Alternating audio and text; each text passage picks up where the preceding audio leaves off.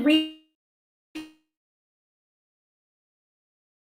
natin na nandyan po sa gandang gabi po sa inyong lahat. And of course, wherever you may be, sa ibang parte ng mundo, no, it might be good morning, good afternoon, and of course, it might also be good evening sa inyo.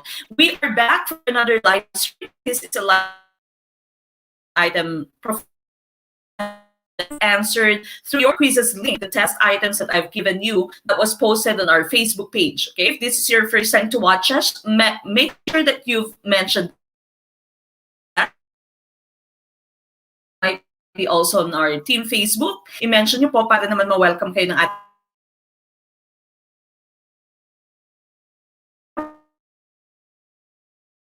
full every Saturday and Sunday whenever we have our live stream. Kaway-kaway po, and of course, welcome back. And I am pretty sure you're all excited for our 20-item professional education discussion tonight. We are studying Gurong Pinoy. You can find us on YouTube as Gurong Pinoy.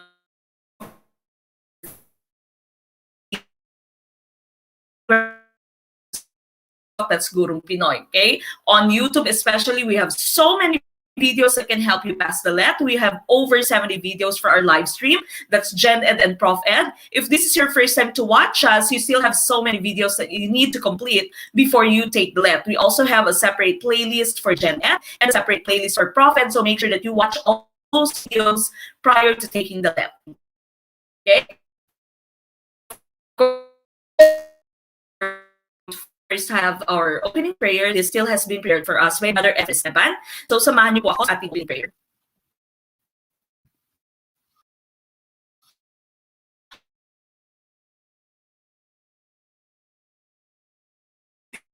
Upon us by providing our daily needs and protection. We are constantly reminded by your word that we are more than conquerors. We are fearfully and wonderfully made. And to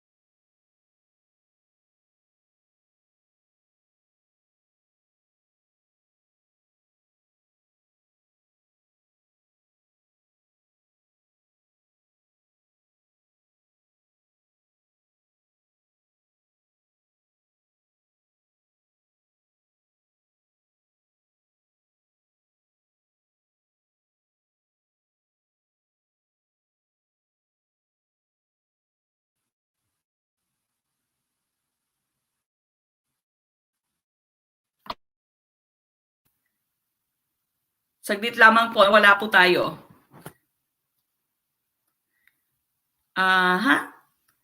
Okay, saglit lamang po. I kept my screen. Let me just fix the problem po.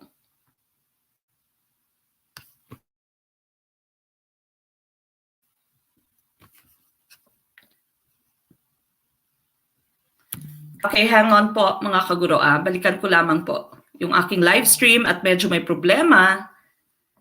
That's what happens if we are completely dependent on technology. Okay, now as I was discussing, it's very cheap to become a member of Grow, and of course, all the materials can be found on Grow, no? Lahat po ng materials natin nasa Grow na. So wag po kayong matatakot na mag-explore.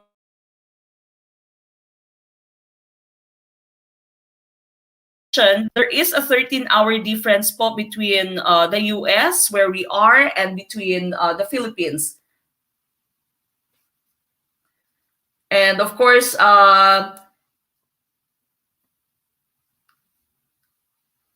legit po kami, no? We are not scammers. And so if there is a problem, if you do not receive any response from us, don't worry. We are going to reply to your messages as soon as we wake up. Okay? So there is a 13-hour difference po between us. And so don't worry po pag wala po kayong reply na nare-receive from Gurong Pinoy. We are going to reply to all your messages whenever we are awake, and of course we have the time to reply to your messages now because it's only Sir Migs who's adding you to our groups now. Okay. All right, now we continue with the rest of our announcements. Your pre-qualifying exam, that's going to be on February 6th and 7th. February 6th, that's going to be your general education. February 7th, that's going to be your professional education. There's going to be 100 items for your general education. Then, of course, ProfEd, there's also going to be 100 items. It's all exclusive for our Grow members. We are still going to have our live stream on those dates, so Feb 6 and 7. Meron pa rin po tayong live stream. But of course, our live stream would still be on quizzes. That's only 20 items, no? Yung 20 items pa rin natin na live stream, just like what we are going to have right now, no? But for our pre-qualifying exam, this is going to be in your Google Classroom. So again, last call for all the Grow members that we have. Mag-join na po kayo sa inyong Google Classroom. You can find the instructions in your Grow. Okay? Nasa Grow po, nakapost po yung instructions. You should join the Google Classroom according to your last name. Okay? So check niyo po yung family name nyo and doon po kayo mag-join. Okay? So only once lang po kayo makaka-answer nitong ating pre-qualifying exam. And of course, our top-notchers will be receiving cash prizes. Our major prize, rank 1, is going to receive 10,000 worth of prizes, 5,000 cash and 5,000 gift certificates. Rank 2, 3,000 cash. Rank 3, that's 1,000 cash. 4 to 10, that's 500 cash. Then, of course, we have ranks 11 to 20, 500 gift certificates. Again, this is exclusive for our Grow members. If you are not in Grow, then you will not be able to see the test and you will not be able to answer the test. Okay? And of course, needless to say, there's only going to be one account per student. Now, for those of you who are asking for the fee, may mga nagsasabi ditong how much, no? We are going to be posting the details, no? If you cannot go back to the details that I've mentioned kanina, mag-send lamang po kayo ng message kung saan kayo nanonood ngayon, no? Sa Gurong Pinoy, sa Facebook page na to, mag-send po kayo ng message so that you can check how much our fee is, no? I know our fee was 500 pesos, but it's only until the end of this month. So, patapos na po yung month, no? Tapos na. This is January 31st na ngayon. So, we will find out. Just send us a message. Now, our intensive LET coaching, for those of you who are asking, the intensive LET coaching, that's going to start on March 6th. And of course, that's until the day that you take the LET, no? So, before the day that you take the LET, we still have some activities for you. So, March 6, 7, 13, 14, 20, that's going to be our final coaching. There's pre-board on March 21st, final booster on March 26th. March 27, that's going to be spiritual guidance, of course, board exam. That will be on March 28th. So I repeat, we only have 56 days prior to your exam, okay? So 56 days na lamang po, mag-e-exam na kayo. So again, make sure that you are preparing properly and that you are preparing correctly, okay? Wag po kayong kung saan-saan nagre-review, wag po kayong kung ano-anong binabasa, okay? So sometimes kasi hindi nakakatulong, mas nakakapag-create pa ng confusion.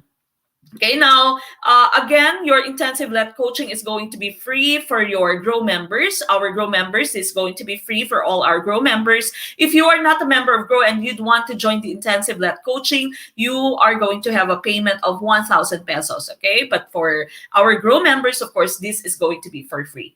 All right, now, our majoring, of course, if you are a bio major, English major, social science, social studies, mathematics, Filipino, and MAPE, we still have our majoring enrollment. That's 1,000 pesos. Our majorship have their own Google Classroom where we post our sets and where we also post the discussion videos. Okay, so 1,000 pesos po. That's for your majorship. And then right after that, you can have access to all the sets that we have there. Okay, even the sets that you have missed, even the sets na nung December pa na-upload din dyan lamang po sa inyong Google Classroom. So po pwede nyo pong balikan, po pwede nyo pong i-download, po pwede nyo pong i-print if you want. Okay, we also have our all-in-one enrollment. I'm not sure if this is going to change because, of course, the price for our Grow is going to change. Okay, so all-in-one enrollment, that's Gen Ed plus ProfEd, and of course, the majoring, if your majors are any of this. Okay, Metrobank Savings Account is there. I repeat, we have a 13-hour difference, so just relax po. Pag wala po kayong reply na natatanggap, no, we are not scammers. We are legit. Hindi po namin kayo tatakbuhan, sorry. And we just have a 13-hour difference. So most especially if in the afternoon kayo, early afternoon kayo mag-send a message, we might still be sleeping because that's going to be on the dawn dito sa amin o sa dawn pa. And madaling araw po dito sa amin. And so just relax lamang po at babalikan po namin yung messages nyo as soon as we wake up. Okay, now your majorship coaches, of course, can be found on your screen. You all know who these people are, but of course, for the sake of those people who are asking who these people are, if this is the first time that you watch us, let me introduce your coaches. Okay, for your math major, we have Dr. Kim J. Enshaw, graduated summa cum laude from West Visayas State University. He ranked 3rd in September 2010 licensure examination for teachers. Okay, so math major, you have Dr. Kim J. Enshaw. I'm pretty sure you have learned so many things from him. Now, for your English, we have Professor Paul Heranio. Okay, so his Master in Education, English as a second language from UP, BS Ed major in English from West Visayas State University, currently taking up law to become a lawyer. Okay, so we know Professor Paul Heranio is going to help you pass your English, no? Meron lamang siya problem sa kanyang internet, no? I'm pretty sure he's trying to fix it. He's trying to upload the video as soon as he can, the video that you have now for your set 6. So again, as soon as we receive the video, we are going to upload it in your Google Classroom. We also have Professor Rene Oquendo, BA Political Science from University of the Philippines, MA Political Science from Ateneo de Manila University. He used to be my co-teacher, one of my co-teachers in Ateneo. And of course, he is going to help you pass your social science majorship. I know so many of you, your major is social science, no? Lahat yata ng mga unit earners, karamihan ng mga unit earners ay nandun sa social science. So it is very important that you prepare correctly. And Professor Rene Oquendo here is going to help you pass your LET. We also have Filipino, Professor Lali Jane Cheng. She also used to be my co-teacher in Ateneo. BS Ed major in Filipino, West Visayas State University. Ma Ed major in Filipino, West Visayas State University. She's a trainer for various contests. She's been a supervisor of Filipino for 9 years, 22 years of teaching experience. Okay, so Ma'am Lali Jane Cheng, of course, is taking care of our Filipino babies. You also have your coach for MAPE, that's Professor Renan Flores. He is a national awardee of the National Commission for Culture and the Arts, and he's of course a maestro, no? So his concentration talaga, his focus, his expertise is music, but of course he's also going to help you in all the things that you need to tackle with in your majorship for MAPE. Okay, now just like me, Coach Renan also has not had a LET student who has failed the LET. Okay, so dapat po sa mga major natin na PE, no, medyo pressured kayo dahil wala pang na-fail na student itong si Professor or si Coach Renan. Now, of course, I'm taking care of my bio babies. I'm a Mek Saison Manaay. My full name is Maria Eva Claire Saison Manaay. I'm a graduate of BS Ed Biological Sciences. Also, I've taken up my master's in education for biological sciences or general science. And of course, I'm teaching here currently in South Carolina, USA, in Manning High School. I used to teach in Ateneo de Iloilo, and then I went to Saudi Arabia to teach in an international school. Went back to Ateneo to teach in their senior high school. And then I put up a review center called my husband, Sir Mix Manaay. Then, of course, in 2018, I came here to teach in Manning, South Carolina, in the U. Now I'm still teaching here. This is my third year of teaching here. I'm currently the science department head of my school. I'm the junior student council advisor in my school. I'm the academic challenge team coach in my school now. So I'm doing a lot of things. Also, I'm a wife, I'm a mother, and of course, I'm here to help you pass the LET, okay? Not only in your majorship for biology, also for general education, of course, for professional education. Now, I've already explained this to you before. No, I've already mentioned this to you before. When I took the LET, my general education was 84%. I really find general education is very difficult. It's very challenging because the questions can come from anywhere. Okay, so yung questions can come from anywhere under the sun. No, anywhere and everywhere under the sun. So again, that's for my general education. Of course, I attended a review center, okay? But I'm pretty sure that your review now with me is better than my review, okay? So yung preparation niyo po ngayon with me, reviewing for your general education, professional education is of course much better than the review that I've received, okay? I was a nene, I had no background, no? Of course, we studied all this in school, but of course, your review plays a very important role in your preparation. So my general education, I've already mentioned this to our parokyano before, sa mga nakawatch na ng aking videos, no, it was 84%. My ProfEd was 89%. So my ProfEd is actually really strong. I really love professional education. No? It's usually very relatable, all situational, and sometimes mostly yung questions mo kasi sa ProfEd is common sense, no?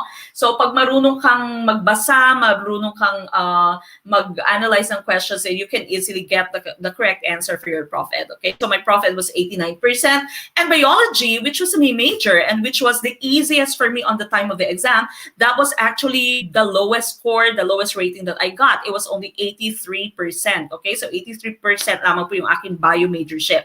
My rating was 85.6 and top 10 was 85.8. Okay, so that was the shock, one of the shocks of my life. No, was when I got my rating of 85.6 and top 10 was 85.8. No, so konting-konti na lamang because I'm going to make a confession. I was actually in a hurry to complete my bio majorship. Now, don't be like me. Take your time, especially if you have your majorship. Take your time. O kung wala man kayong majorship, if you are answering your ProfEd, which is going to be the last test for our BEd, no, take your time. Do not be in a hurry. In my case, I was in a hurry to complete my bio test, no. Sobrang mabilis yung tinapos ko yung bio test. I am impulsive as a person na gusto ko matapos lahat ng mabilis. So I finished my bio majorship for maybe an hour. So by 3:30, nasa labas na ako ng aking examination room. Tapos na ako, no? And of course, I felt very tired because yan kasi yung mararamdaman mo once you are taking the LET, no? Para kang binugbog, nakaupo ka lang naman and you've just answered the questions pero para kang binugbog. Of course, that's already your physical stress, your mental stress, your psychological stress, lahat na ng stress kasi nandyan while you are taking the LET, no? I was feeling very tired. But actually, the confession that I have to make, I was in a hurry because Sir Mix and I had a date after our LET, okay? So pagkatapos po ng LET namin, nag-date kami ni Sir Mix, no? Sir Mix major is math, okay? And I've mentioned this to our parokyano, we've met each other in the review center. We were classmates in the review center, okay? So Sir Mix and I actually met and became boyfriend-girlfriend in the review center. So I'd always say, in Guru Pinoy, my forever, no? Sa Guru Pinoy po, my forever. I was the president of our class, maybe around 200 people in my class in the review center. And so I was the president. Sir Mix was nagkaroon kami ng acquaintance party, di ba? May acquaintance party sa review center, and Sir Migs, even before that time, or even during that time, negosyante na si Sir Migs. Sir Migs is very good at business, okay? So siya yung nasa business side ng review center, no? So even during that time, Sir Migs was already very good at business. Of course, we were having our acquaintance party and kailangan namin ng t-shirt. So Sir Migs yung naging in charge ng aming t-shirt, and of course, as the president and as the t-shirt in charge, no, we were constantly texting each other. And so, you know, sa Gurong Pinoy, my forever. Kaya alam niyo na, malapit na yung Valentine's Day. Dapat maghanap na rin kayo ng inyong ka-forever, no? Okay, so I'm pretty sure that you are all excited for our live discussion tonight. Of course, as I've mentioned, my advice is do not rush, don't be in a hurry, don't go on a date if you can avoid it, no? Wala naman sigurong date ngayon dahil nga pandemic, no? So don't be in a hurry, take your time, don't be like me. I was in a hurry, and so my rating was just 85.6. Top 10 of course was 85.8. If I have taken my time, no, siguro pag meron pang dalawang correct items, no, doon sa aking bio, I might have placed in as top 10, no? But of course, I don't regret anything because I have Sir Migs until this moment. Okay, my forever. Okay, now for your majorship for TLE, Agri and Fish, Values Ed and Fisci, of course, we don't have your coaches. Wala po tayong coaches for this majorship. All you need to do is to watch General Science with Doc H. Yung dalawang videos natin, Gen Sci with Doc H, and we can easily add you to your Google Classroom. In your Google Classroom, it's for free. We have your freebies po nasa Google Classroom. So again, it's libre po ito na wala pong bayad. All you need to do is to watch General Science with Doc H, dalawang videos, and of course, follow the instructions there. And we can easily just add you to your Google Classroom. Walang forever, sabi ni Ma'am Sauda Matanog Abubakar. Assalamualaikum po. Ay, ano ba yan? Sana all may forever. Walang forever, sabi ni Ma'am. Bitter si Ma'am. Okay, now for civil service, doon po sa mga nagtatanong, may nakita ko kanina sa comment. Civil service, our reviewers, you can find that also in your Facebook page. No? Mag-send lamang po kayo ng message sa ating Facebook page. And of course, we are going to reply to that and tell those people who are going to take the civil service, though of course we have our civil service na materials. But of course, for tonight, we are going to discuss your professional education 20 items that we have answered through your quizzes link. And of course, after this, magkakaroon tayo ng top notchers and of course our passers. Okay, so ready na po kayo? Make sure that you're ready. If you are not in Grow, then go ahead and get your notebook and your pen for your notes. And of course, if you're in Grow, everything is going to be posted on Grow right after this. So you don't need to really take down of any of the notes that you need to take down tonight. Okay, we start with question number 1.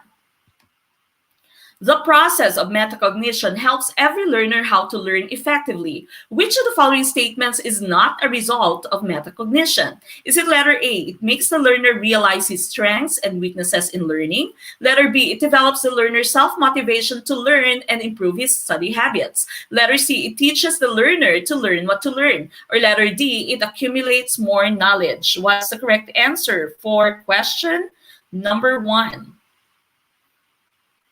Okay, what do you think is the correct answer for question number 1? This is question number 1 for professional education tonight. Okay, and of course, before I forget, if you're watching us on YouTube, go ahead and like this video. If you are watching us on Facebook, of course, react to our video, share our video, start a watch party. Okay, thank you so much, Sir Alvin Montajes, for the watch party. Maraming salamat po sa mga nakiki-watch party, sa mga nag-share ng ating video. Of course, no, maraming salamat po. Okay, let me just fix my Facebook. I cannot see the comments again. Sometimes the technology would always play some tricks on us, okay? Especially if we are very much dependent on technology. You know, sometimes our videos would hang. Of course, technology has its advantages and its disadvantages.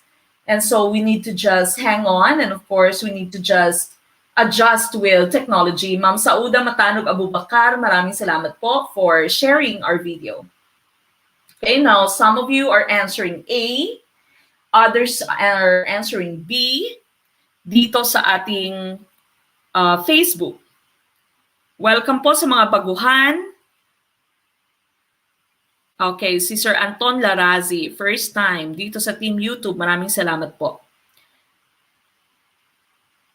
Okay, so letter D, karamihan dito sa Team YouTube, letter D ang kanilang sagot. What about our Team Facebook? Team Facebook, iba-iba, no? May A, may B. Marami ako nakikitang A dito sa ating Team Facebook. Ma'am Rica Baterzal, first timer dito sa Team Facebook. Maraming salamat po. Welcome. Ma'am Chandra Labor Pandak, maraming salamat for tagging your friends. Now we go back to the topic that we have here. The process of metacognition helps every learner how to learn effectively. Which of the following statements is not a result of metacognition? Is it letter A? It makes the learner realize his strengths and weaknesses in learning. Letter B, it develops the learner's self-motivation to learn and improve his study habits. Letter C, it teaches the learner to learn what to learn. Or letter D, it accumulates more knowledge. Now, we are looking for the not. Okay? So, yung not po, yung hinahanap natin, marami sa inyo, hindi na naman nakakita ng not. Okay? So, again, we are looking for the not now, which is not a result of metacognition. And of course, the correct answer here would be letter D. It accumulates more knowledge. All the rest of this are results of metacognition. It makes the learner realize his strengths and weaknesses, develops the learner's self-motivation to learn and improve his study habits. Or letter C also, it teaches the learner to learn what to learn. So letter D dito ang ating correct choice, no? That's letter D. Now, if you are looking at your metacognition by John Flavel, of course, in your metacognition, you are teaching the student to learn what to learn and to think about thinking. Okay, so you are giving the student the accountability to own his or her own learning. Okay, so the student should realize this is what I'm feeling right now, this is what I'm thinking, this is what I'm seeing, now what I'm wondering, what I'm noticing. So the task of trying to check, to reassess, to try to assess the method of learning, the capacity to learn is on the shoulders of our students, not just on the teachers, no? Nilipat mo yung responsibility sa students mo. Dapat yung students yung nag-check kung paano siya nagli-learn, kung ano pa yung kailangan niyang ma-learn, no? And that's why it's very important for us to include reflection, to include journals, no? So yung mga journals natin whenever we have our reflection sa ating school, no? Yung mga focus question, no? So yan yung mga ways natin to help the students check whether they have learned or whether they have reached the target, the objective of the day. So again, letter D po ang tamang sagot doon. Now we go to number 2. Number 2 po, according to John Flavel, metacognition consists of metacognitive knowledge and metacognitive experience or regulation. This simply means blank. What's your answer for number 2? Is it letter A, thinking about thinking or learning how to learn? Letter B, learning focuses on the accumulation of verbalized information. Letter C, learning by rote memorization with an emphasis on knowledge of specific facts. Or letter D, knowing what to learn through reading books and other vicarious experiences. Ano kaya yung sagot?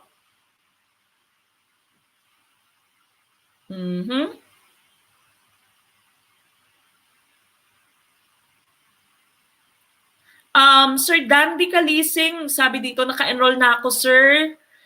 Di lang ako marunong pumasok sa Google Classroom. I-download nyo po yung app na Google Classroom, no? Whether you are using iOS, sa iPhones, or whether you are using Android phones, no? Ihanapin nyo po sa inyong Play Store or sa inyong App Store yung Google Classroom. I-download nyo po yan. And of course, mag-send po kayo ng message sa Gurong Pinoy, no? Sayang po if you have paid pero hindi nyo naman po ginagamit, no? So how can you review pag hindi nyo po nakikita yung ating mga review materials?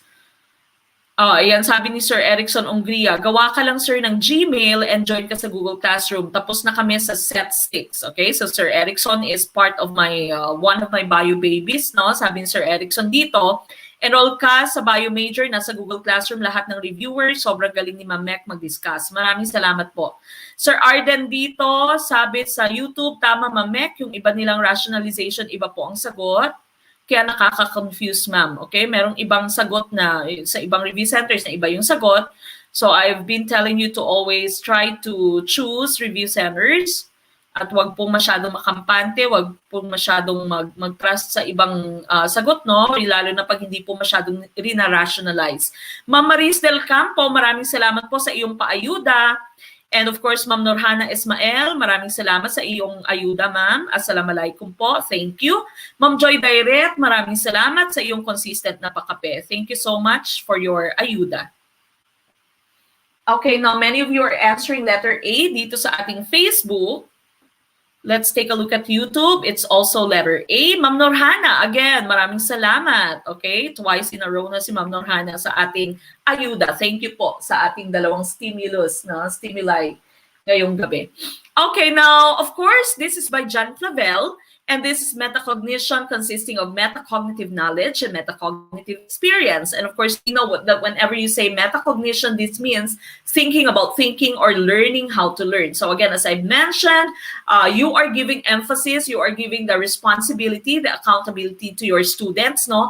That assessment of learning, dapat whoever checks the learning of the student should be the student himself or should be the student herself. Dapat siya mismo yung nag-check ng kanyang learning. Okay, na-learn nyo na ba to? Alam mo na ba to? Ano pa yung kulang na kailangan mo ma-learn, no? Hindi pa ako masyadong convinced sa aking learning sa, for example, a division of fractions, no? So, dapat yung student mismo yung nag-gauge, yung nag-measure, nag-a-assess ng kanyang learning. That's John Flavel's metacognition. Thinking about thinking or learning how to learn. Okay? Now, number 3, which category or variable of cognitive knowledge refers to the knowledge about how human beings learn and process information? Is it letter A, strategy variable, letter B, task variable, letter C, person variable, or letter D, space variable? What's your answer for number 3? Number 3, ano pong tamang sagot? Sa number 3, tumpak, sabi ni Sir Mark Teofil Mission. Okay, so mga first-timer po, hello, Ma'am Rhea Figueroa. Maraming salamat. Team YouTube, first-timer. Ma'am Shamsida Arumpak, ma'am, wala pa ako na-receive na freebie sa TLE. I will have to add you po to the Google Classroom of TLE. So kung hindi pa po kayo na-add, I will go back to the comments later. No, babalikan ko po yung video later and then I will be adding you to our Google Classroom. Okay, so I'll be sending the invitation through your Gmail po or to your email. Okay, now there's letter A, letter B. So iba-iba yung sagot ng ating Team YouTube. Team Facebook, ano po ang inyong sagot? From Miss III, hello po. Pa-shout out po sina Ate Zen Tamara at Anthony Rabas. Follower din po sila sa Gurong Pinoy. Salamat po. Good evening po, Ma'am Zen and Sir Anthony. First time. God bless Ma'am Mek and staff. Thank you for sharing our video, Ma'am Rocky Rack. First timer niya dito sa Team Facebook.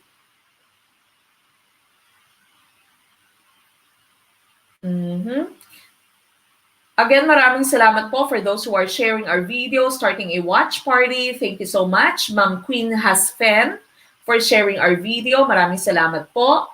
Sir Edward Samante, maraming salamat po. Ma'am Mek, hindi pa rin po ako member ng Grow, hindi pa rin po ako nakakapasok ng Google Classroom.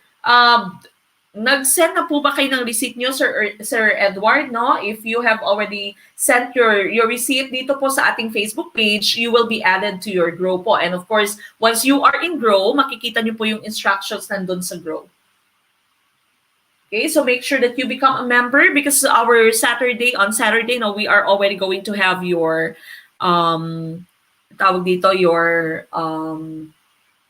pre-qualifying.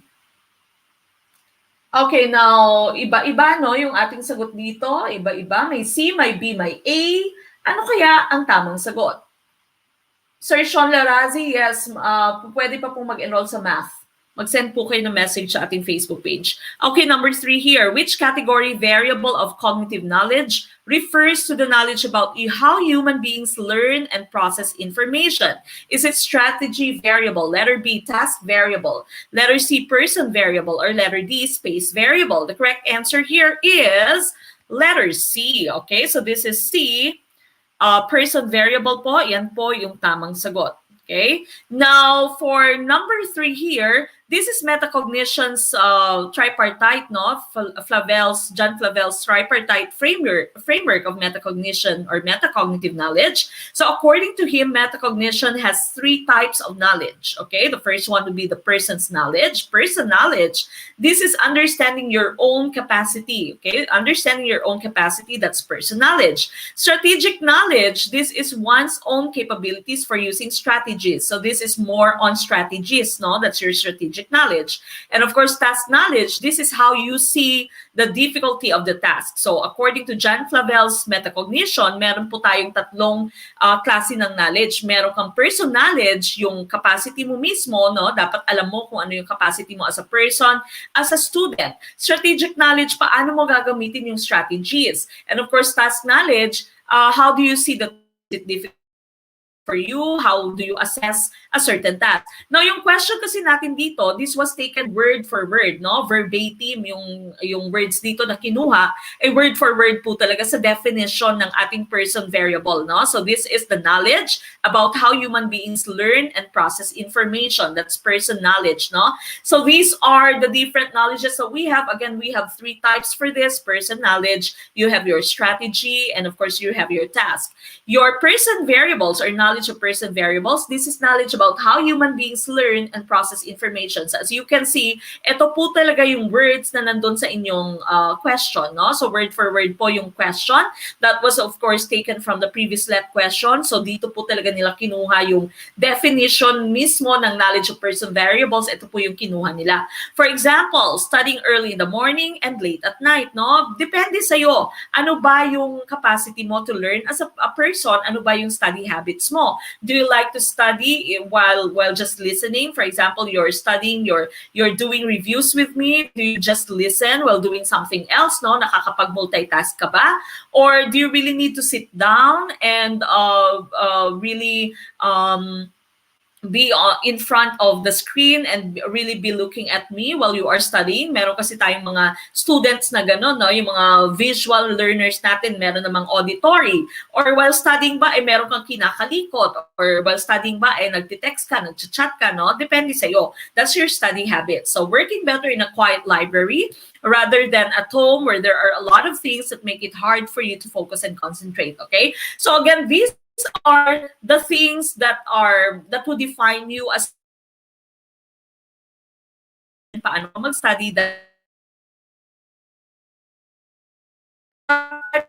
So we have here variables. So this is about the nature of task. It is about knowing what exactly needs to be accomplished. This is how you look at a task. Ano ba yung klase ng task na kailangan kong abutin, kailangan kong i-target? How do you gauge its difficulty? For aware ka ba that you might take more time in reading a book in educational philosophy than reading a novel? Okay, so this is all about the task. In your case, your task of course is the licensure examination for teachers. So are you aware of this task? What are the things that you are aware of? Alam mo ba kung ilang items yung nasa Gen Ed? Alam mo ba kung ano yung components ng test mo, no? So this is your knowledge of task variables. Dapat for you to be able to nail your LET, no? Dapat alam mo mismo kung ano yung LET. Kilala mo yung LET, no? Sabi nga nila, in order for you to defeat your enemy, you should know who your enemy is, no? So dapat kilala mo yung LET talaga, kabuuan ng LET, ilan yung ratings, ano yung mga components ng LET mo, ano yung mga competencies, no? So dapat alam mo kung ano yung task na meron ka. And of course, the last type of knowledge that we have here is the knowledge of strategy variables. What will be the strategies that you are going to use, no? So this is awareness of the strategy that you are using to learn a topic. The attention is the awareness of specific strategies so that you can keep your attention focused on the topic or task at hand. Meta memory is your awareness of specific strategies that work best for you. Tandaan po yung meta attention and meta memory. Again, meta attention is the awareness of specific strategies. No, specific strategies so that you can keep your attention. That's meta attention. Meta memory naman is your awareness of specific strategies that work best for you. Baka po lumabas sa LET, no? Sa LET ninyo, meta attention, meta memory. Okay, so again, if you are in Grow, this would all go straight in Grow, so you don't really need to copy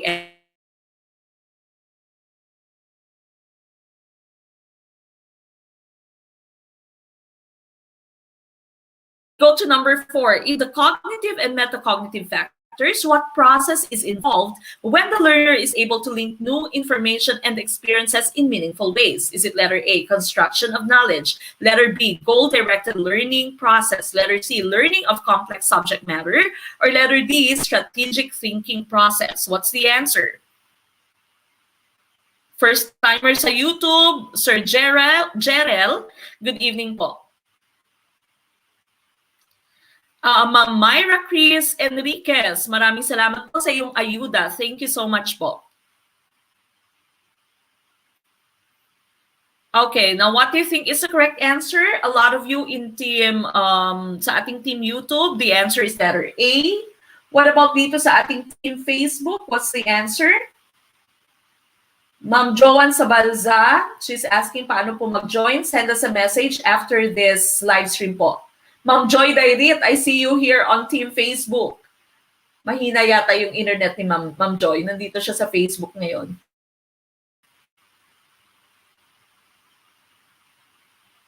Okay, now, what do you think is the correct answer for question number 4? Nasa number 4 na po tayo. Okay, number 4. This is still talking about metacognition from John Flavel. Now, a lot of you are answering letter A din dito sa Facebook. Ma'am Warda Jamela Sabang Labidon, maraming salamat for sharing our video. Assalamualaikum po to our Muslim brothers and sisters. Ma'am Shar Antilino, thank you for starting a watch party.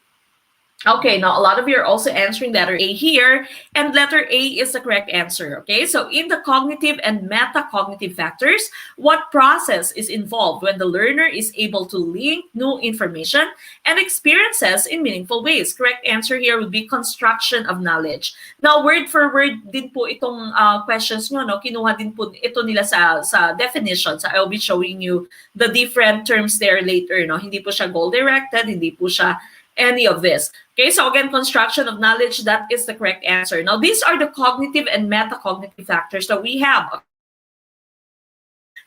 Flavel's metacognition. There is the nature of the learning process. The learning of complex subject matter is most effective when it is an international process of constructing meaning from information and experience. Okay, so nature of the learning process, sabi niya, yung process daw ng pag-construct ng meaning mo dapat is intentional.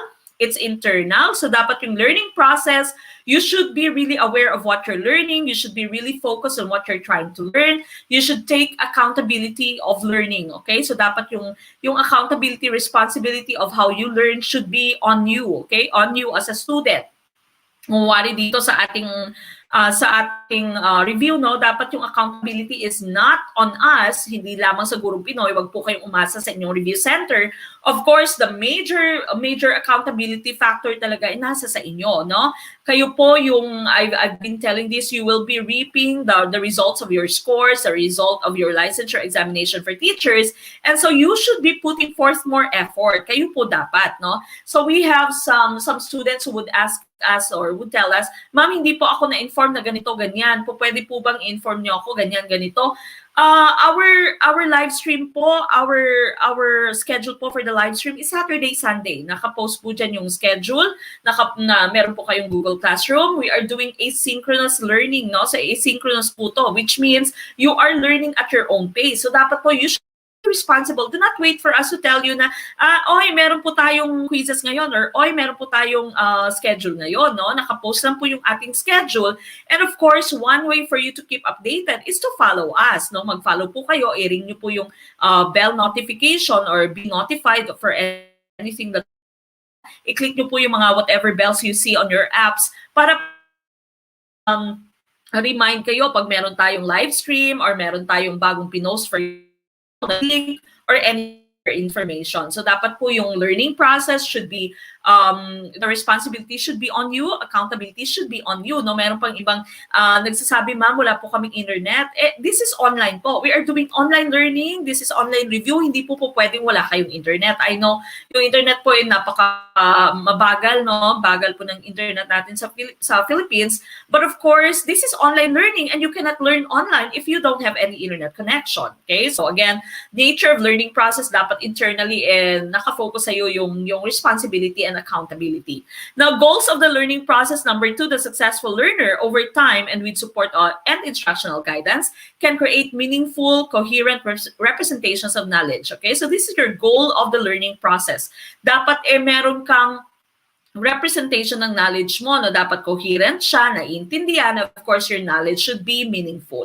Okay, so that's number 2. Number 3 natin, ito yung nasa question natin kanina, the successful learner can link new information with existing knowledge in meaningful ways. So that is how you construct your knowledge. Dapat yung schema mo, yung prior knowledge mo is used and it is linked to the new information that you have now. Okay, so knowledge widens and deepens as students continue to build links between new information and experiences and their existing knowledge base. Remember, learning is a continuous process. Learning does not stop. Okay, so whenever there is a new information, continue to just link that with your prior knowledge, with your schema.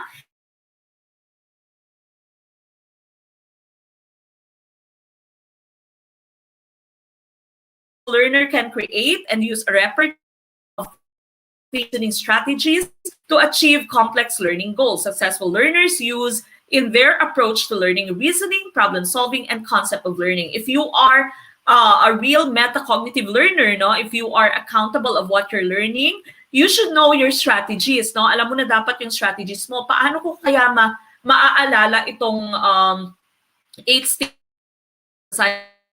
learning theory ni Erikson? Ano kaya yung mga hints ko para maalala ko yung differences between assessment as learning, assessment for learning, assessment of learning? Now, as you may have noticed, I'm always trying to give you hints. I'm always trying to give you acronyms. I'm always trying to give you mnemonics, okay? This is one of my scaffolds, one of the help that I give you para madali nyong maintindihan, para madali nyong maalala, para madali nyong ma-grasp, no, yung concept, no? Because we are not, of course, advocating memorization. Dapat hindi nyo memorize. Dapat naiintindihan nyo, no? Pero one fast way for you to remember everything is to use mnemonics. Dapat may acronyms, dapat may shortcuts, no, may tips. So as you can remember, as you know, I'm always giving you tips. Okay, so the successful learner here should know how to use the different strategies. And thinking about thinking, successful learners can reflect on how they think and learn, set reasonable learning or performance goals, select potentially appropriate strategies or methods, and monitor their progress towards the goals. Okay, so cognition, thinking about thinking. When I'm having my review, no, I would also make my own schedule. So dapat kayo meron na din kayong own schedule nyo. For example, this week, you will be tackling English. Okay? So sa week na to, lahat ng English reviewers nyo ay ilalabas nyo. Lahat ng mga readings nyo for English ay babasahin nyo. Lahat ng notes nyo for English ay babalikan nyo, no, uulitin nyo. Okay, so that's your own schedule. You need to make your own schedule. Next week, for example, you should be doing Filipino. You should also make or set your own schedule. Ikaw mismo nagsiset ka ng schedule mo. You have a goal that you have on hand, no? Your goal is to pass the licensure examination for teachers.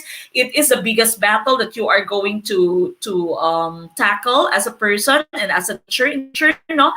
Bago ka magkaroon ng lisensya, of course, you need to pass your licensure examination for teachers. So kailangan talagang paghandaan mo to. So set your own schedule and make sure that if you have your schedule, you stick to schedule lagi tapos hindi mo naman sinusunod, no? Meron kang schedule for this, meron kang schedule for ProfEd, meron kang schedule, for example, for English, for math, for science, tapos hindi mo naman sinusunod, okay? So stick to your own schedule. So dapat you should be thinking about your thinking, learn about your learning, no? Accountable ka dapat sa iyong learning.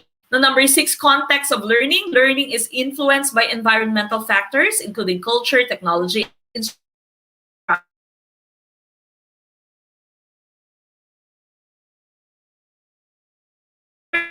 we're learning through internet, mahihirapan ka, of course. So, dapat meron kang internet connection, maghanap ka ng friendly na kapitbahay, yung walang password yung Wi-Fi, no?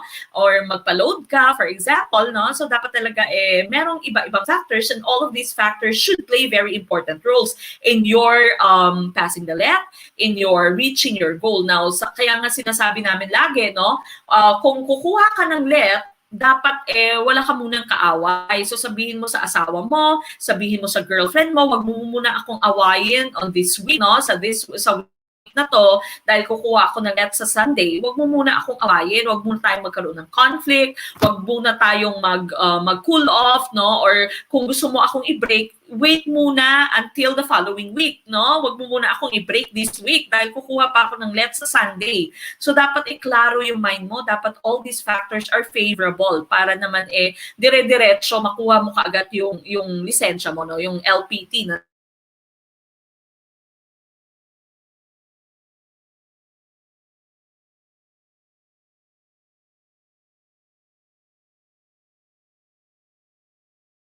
motivate and influence the learner to learn. Is it letter A, emotional state, letter B, beliefs, letter C, interest and goals, or letter D, high scholastic ratings? What's the answer?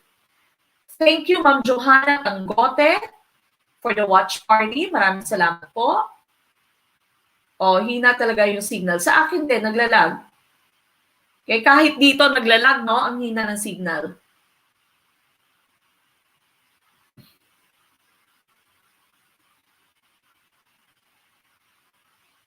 Okay?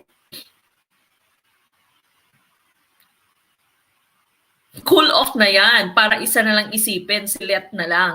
Sir Raymond Lubrino, nakiki-bitter din si Sir Raymond. Nagahang, no? O, meron talagang lag.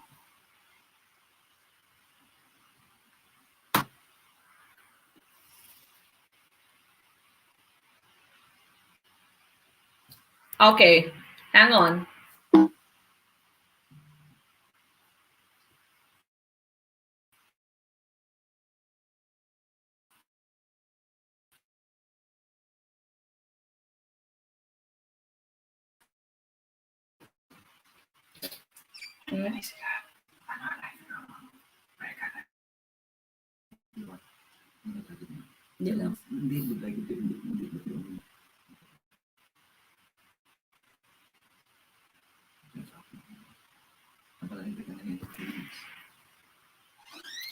Okay.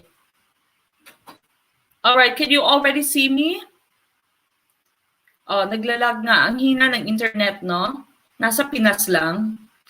Okay, now this is our question for question number 5, no? Ito po yung question natin for number 5, no? Which of the following does not intrinsically motivate and influence the learner to learn? Okay, so, okay na. Ayun na, sabi ni Ma'am Faid sa Bantas at ni Ma'am Myra Chris Enriquez, no? May lag talaga, no? Ang hina ng ating internet. Nasa Pilipinas yata ako ngayon.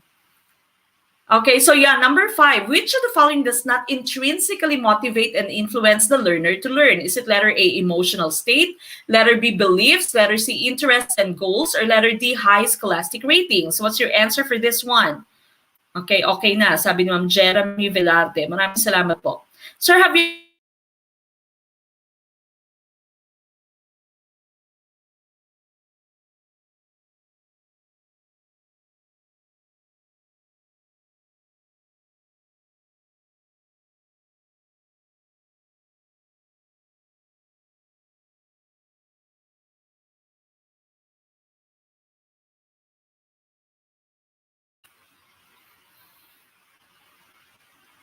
Okay, I can see now may lag pa rin.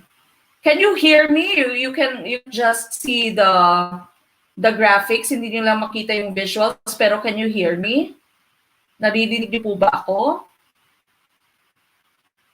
I can see myself na naglalag.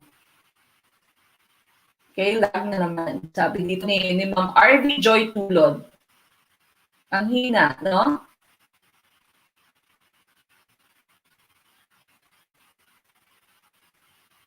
Okay, nagahang talaga siya. I'm not sure if it might be on my device or it might be on because of the internet.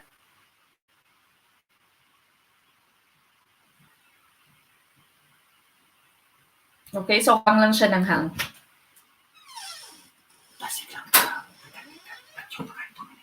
Okay. Now, everyone, please hang on. Sir Mix is going to turn off our Wi-Fi, no? Hang on muna kayo. Chika muna kayo dyan. Huwag niyong patayin na. Chika muna kayo and we will be back. Babalikan po namin kayo, no? I-turn off lang niya yung wifi namin and then he's going to plug it back.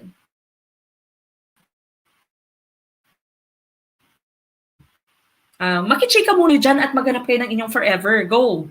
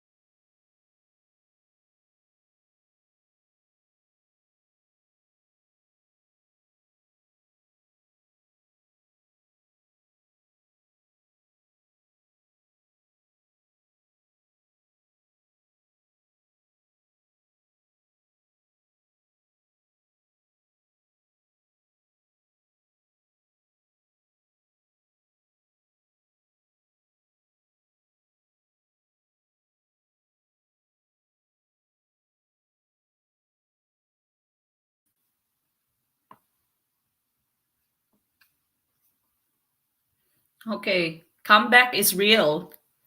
Ito na po, nagbabalik. Sana okay na yung signal. Oh, ayan. Nakakita na ba kayo ng inyong forever habang wala kami? Oh, hintayin nyo na lang si forever. Darating din yan, sabi ni Ma'am Buena Fedito. Okay, we are back. And we are back with question number 5. Hopefully, wala na pong lag. Okay, now question number 5 here. Which of the following does not intrinsically motivate and influence the learner to learn? Is it letter A, emotional state, letter B, beliefs, letter C, interests and goals, or letter D, high scholastic ratings? What is your answer for this question?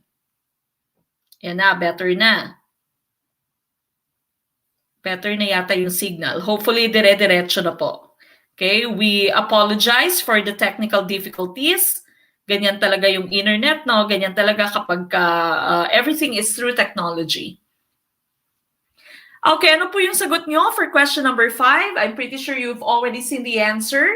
And of course, the correct answer here would be letter D, high scholastic ratings. We are looking for not intrinsic. So that means we are looking for extrinsic motivation. No? So extrinsic motivation natin would be letter D, high scholastic ratings. So remember, you have two types of motivation, intrinsic motivation and extrinsic motivation. Whenever you say motivation, this is something that keeps you going. Okay, so when you are talking about batteries, for example, this is like energizer, keeps you going. Or sa kape, no? Sa advertisement ng kape, this is not a paid ad, para kanino ka bumabangon. That's your motivation. So we have intrinsic, nandyan mismo sa'yo as a person, your sense of achievement, gusto mo lang may ma-achieve, you are just curious, your interest, your pride, okay? So achievement mo, satisfaction mo, that's intrinsic motivation. Pag extrinsic motivation naman, this is something that's outside you as a person, no? So usually rewards ito, like money, grades, praise, career, exams, no? So these are your extrinsic motivation. So again, for number 5, not intrinsic, that means we're looking for extrinsic motivation. And so number 5, letter D po, ang tamang sagot. Okay, now we go to number 6. A child was presented 2 identical glasses with equal amount of water. The water in one glass was transferred to a taller and narrower glass. The child said that the taller and narrower glass contains more water than the other glass. What function in the pre-operational stage of child development is illustrated? Is it letter A, symbolic function, letter B, egocentrism, letter C, centration, or letter D, reversibility? What's the answer for number 6?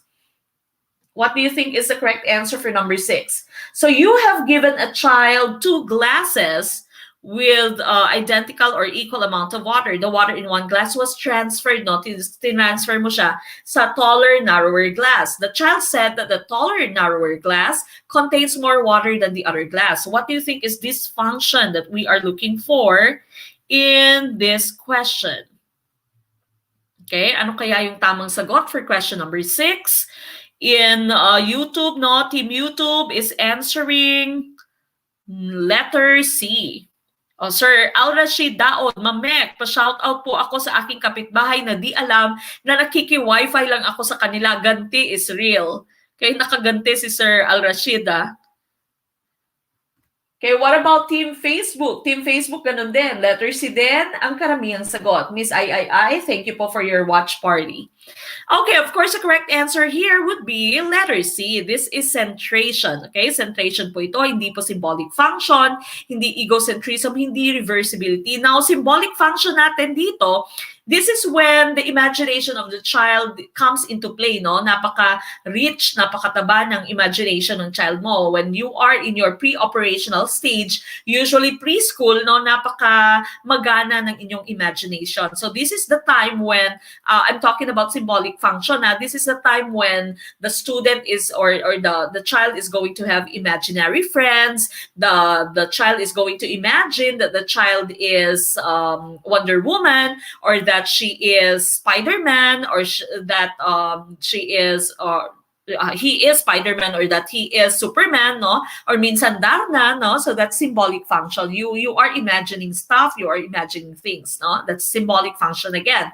Egocentrism naman, the child thinks that whatever it is that he sees or she sees, the rest of the people around him can also see, no? That's egocentrism. The child is very selfish. Now, reversibility, this is when the child already knows that subtraction is the opposite of addition. Okay, so that's reversibility. The child already knows that even if she has balled up some clay, the clay can still be flattened. Pwede mong i-reverse yung form, pwede mong i-reverse ang shape ng isang bagay, or pwedeng yung subtraction mo, no? Yung subtraction mo nga ay opposite ng inyong addition. So that would be reversibility. Now again, this is based on Piaget's stages of cognitive development. Remember Piaget's stages of cognitive development?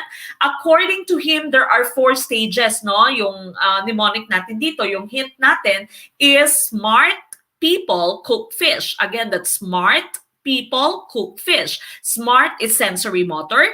P or people again is pre-operational. C is concrete operational, and F would be formal operational. Okay, so again, Piaget, smart people cook fish, no? So yung sensory motor mo dito, which is from birth to nearly 2 years, the child experiences the world through senses and actions. So one common question here in the LET is, you have a child who is less than 2 years old.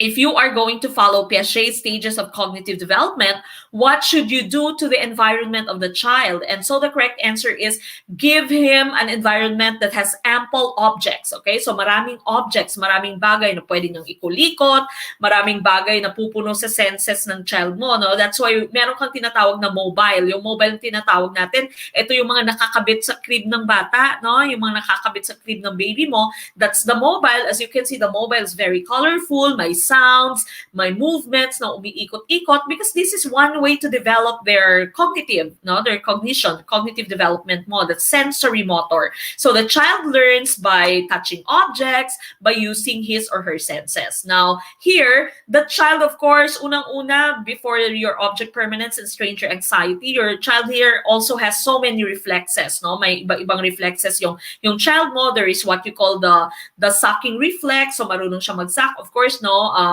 Meron kang grasping reflex, kahit na anong mahawakan ng bata, ang hirap kunin or ang hirap makuha nung hand niya, no? Mahirap na i-let go yung hand niya. That's the grasping reflex. Kaya minsan sinasabunutan ka ng anak mo, ng baby mo, no? And of course, meron ka ding moro reflex na tinatawag, yung pag nagugulat yung bata, nagsistretch yung arms niya, yung legs niya, tsaka magko-curl up. That's the moro reflex, no? There are so many reflexes that happens in this stage according to Piaget, no? So Jean Piaget. Now, yung object permanence mo, ito yung may question ito sa LET, no? There is a question in the LET that is very common according to your object permanence, no? Yung sinasabi nilang out of sight, out of mind. Pag sinabing out of sight, out of mind, yung anak mo, hindi pa niya nare-reach yung object permanence, no? Wala pa siyang object permanence. And so, pag hindi ka niya nakikita, the child would think that you do not exist. Walang nanay, okay? If you are not at his sight, no? Out of sight nga yung sinasabi natin, out of mind ka din niya, hindi ka din niya maiisip. That means your child still has not reached the object permanence. And so your child here would enjoy yung sinasabi nating peekaboo, no? Yung game na peekaboo, yung magtatago ka tapos gugulatin mo siya, no? Because the child, whenever you are out of his sight, he'd also think that you don't exist. So magugulat siya nung lumabas yung mukha mo, no? Magugulat siya sa mukha mo. That is your peekaboo, no? Kaya enjoy na enjoy yung bata pag gumagamit ng ganyan, no? Yung watika, sa aming mga Bisaya, watika yung tawag namin. Hindi ko alam kung ano to sa Tagalog. Okay, but this is your peekaboo nga. Now, once the child has already reached the object permanence na sinasabi natin, this is the time when the mom is going to work, no? When the father is going to work, iiyak na yung bata. Gusto na ng bata na sumama dahil yung child already has object permanence. Alam na niya na yung nanay ko ay in existence. Meron akong nanay, wala lang siya ngayon dito sa bahay. Okay, so the child has already reached object permanence. That's one developmental phenomenon under your sensory motor. Now, stranger anxiety, this is very common among your kids, no? Lower than a year, no, lower than 2 years old usually, meron pa siyang stranger anxiety. What's the meaning of stranger anxiety? Ang meaning nito, if someone is new in the house, no, for example, or nasa school man yung bata, nasa nursery, for example, if someone is new, hindi familiar yung bata sa taong ito, no, the child would feel anxious. That means the child is going to be scared. So iyak ng bata, yung bata, no, pag kukunin mo yung bata from the mom, gusto mong hawakan yung bata, i-carry yung bata, iiyak yung bata. That's what you call stranger anxiety. Hindi po dahil hindi nilabas yung bata sa bahay, hindi dahil ine-expose yung bata sa iba't ibang tao, pero natural po ito sa bata, no? Meron siyang stranger anxiety dahil nandiyan pa rin siya sa level ng sensory motor, okay? So that's stranger anxiety.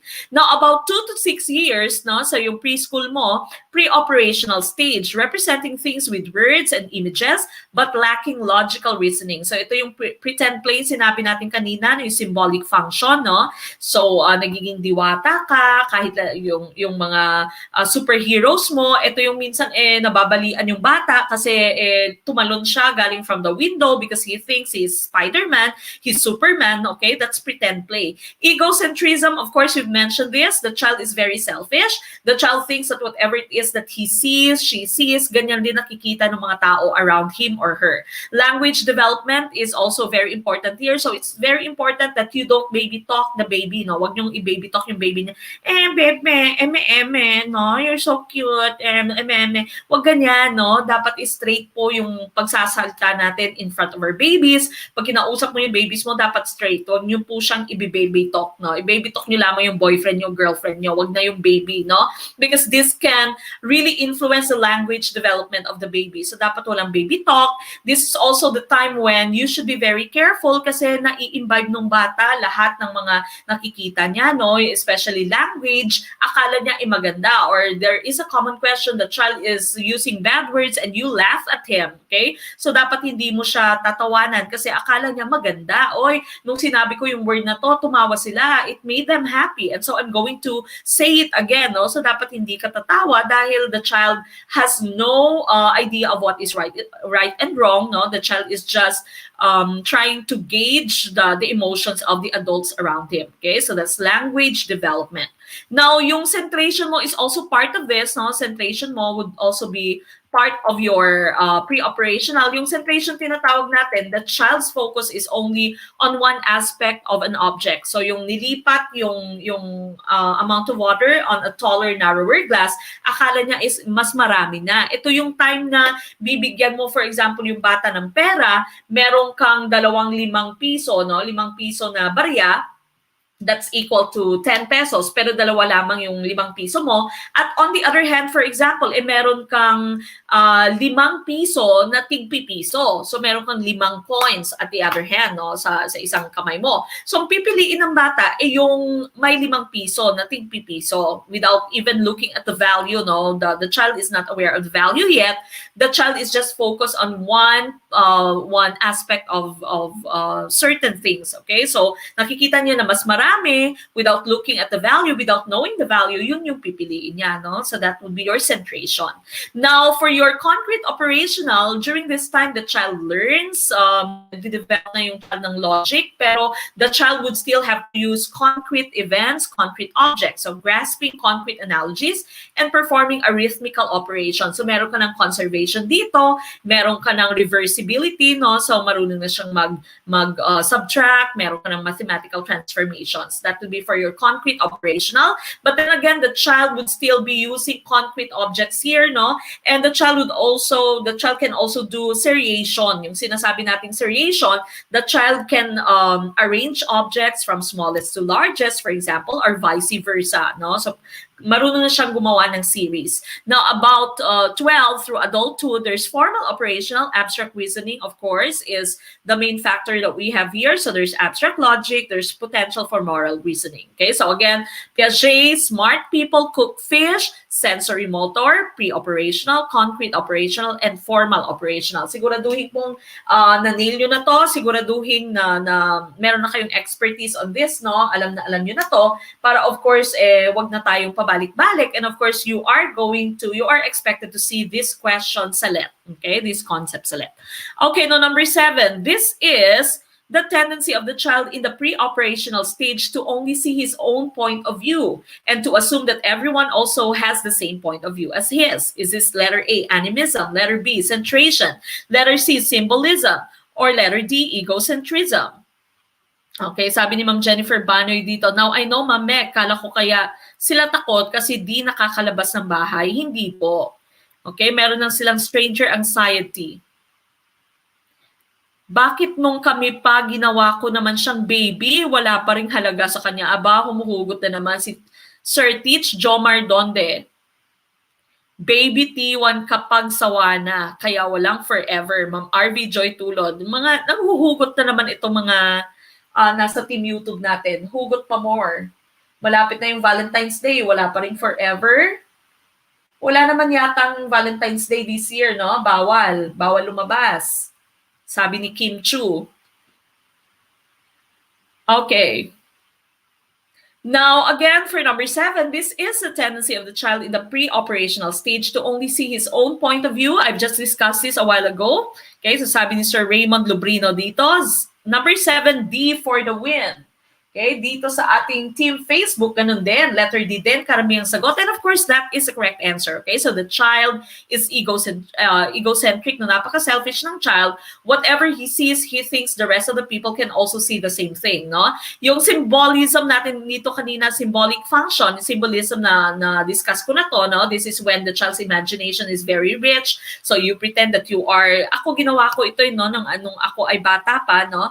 So pag dadaan ka, for example, sa may usok, yung nanay mo may pinapausok kang mga dahon or whatever, pag dadaan ka sa usok, nagiging diwata ka, di ba? You pretend that you are a diwata, or you pretend sometimes that you're Wonder Woman, or sometimes sa mga kapatid nating Becky, no? And nagpre-pretend silang Darna. That's symbolism. Symbolism yan. Symbolic function. I've also already explained centration, yung isang aspect lamang ng bagay, yung tinitingnan ng bata, no? So, nakita niyang mas matangkad, no, mas mahaba, and so he thinks that mas madami yung amount ng water na nasa glass na yan. That's centration. Now, animism mo dito, animism naman is when you are talking to inanimate objects. So, yung mga objects na hindi tao ay kinakausap mo. For example, yung sabi ng bata, nauntog yung bata sa pinto, no? And then, hinihit din niya yung pinto, no? So, hinihit din niya yung pinto. Sinasabi niya, you're bad. So, hinihit din niya yung pinto. Akala niya yung pinto, tao din na may nararamdaman, na may feelings, no? So, that's animism. The child would sometimes talk to a doll. The child would sometimes talk with a troll, no? So, yung mga inanimate na object, walang buhay, ay kinakausap ng bata. Pero dapat sa pre-operational stage lang to, ha? Hindi po pwedeng hanggang ngayon, kayo, kausap nyo pa rin yung pintuan nyo. Hindi po yan po pwede. Or kayo, kausap nyo pa rin yung electric fan nyo. Hindi po yan pwede. Dapat iniwan nyo na to sa pre-operational stage. Okay? But of course, the correct answer here is egocentrism. So, ito yung naging test ni Piaget. This is the three mountain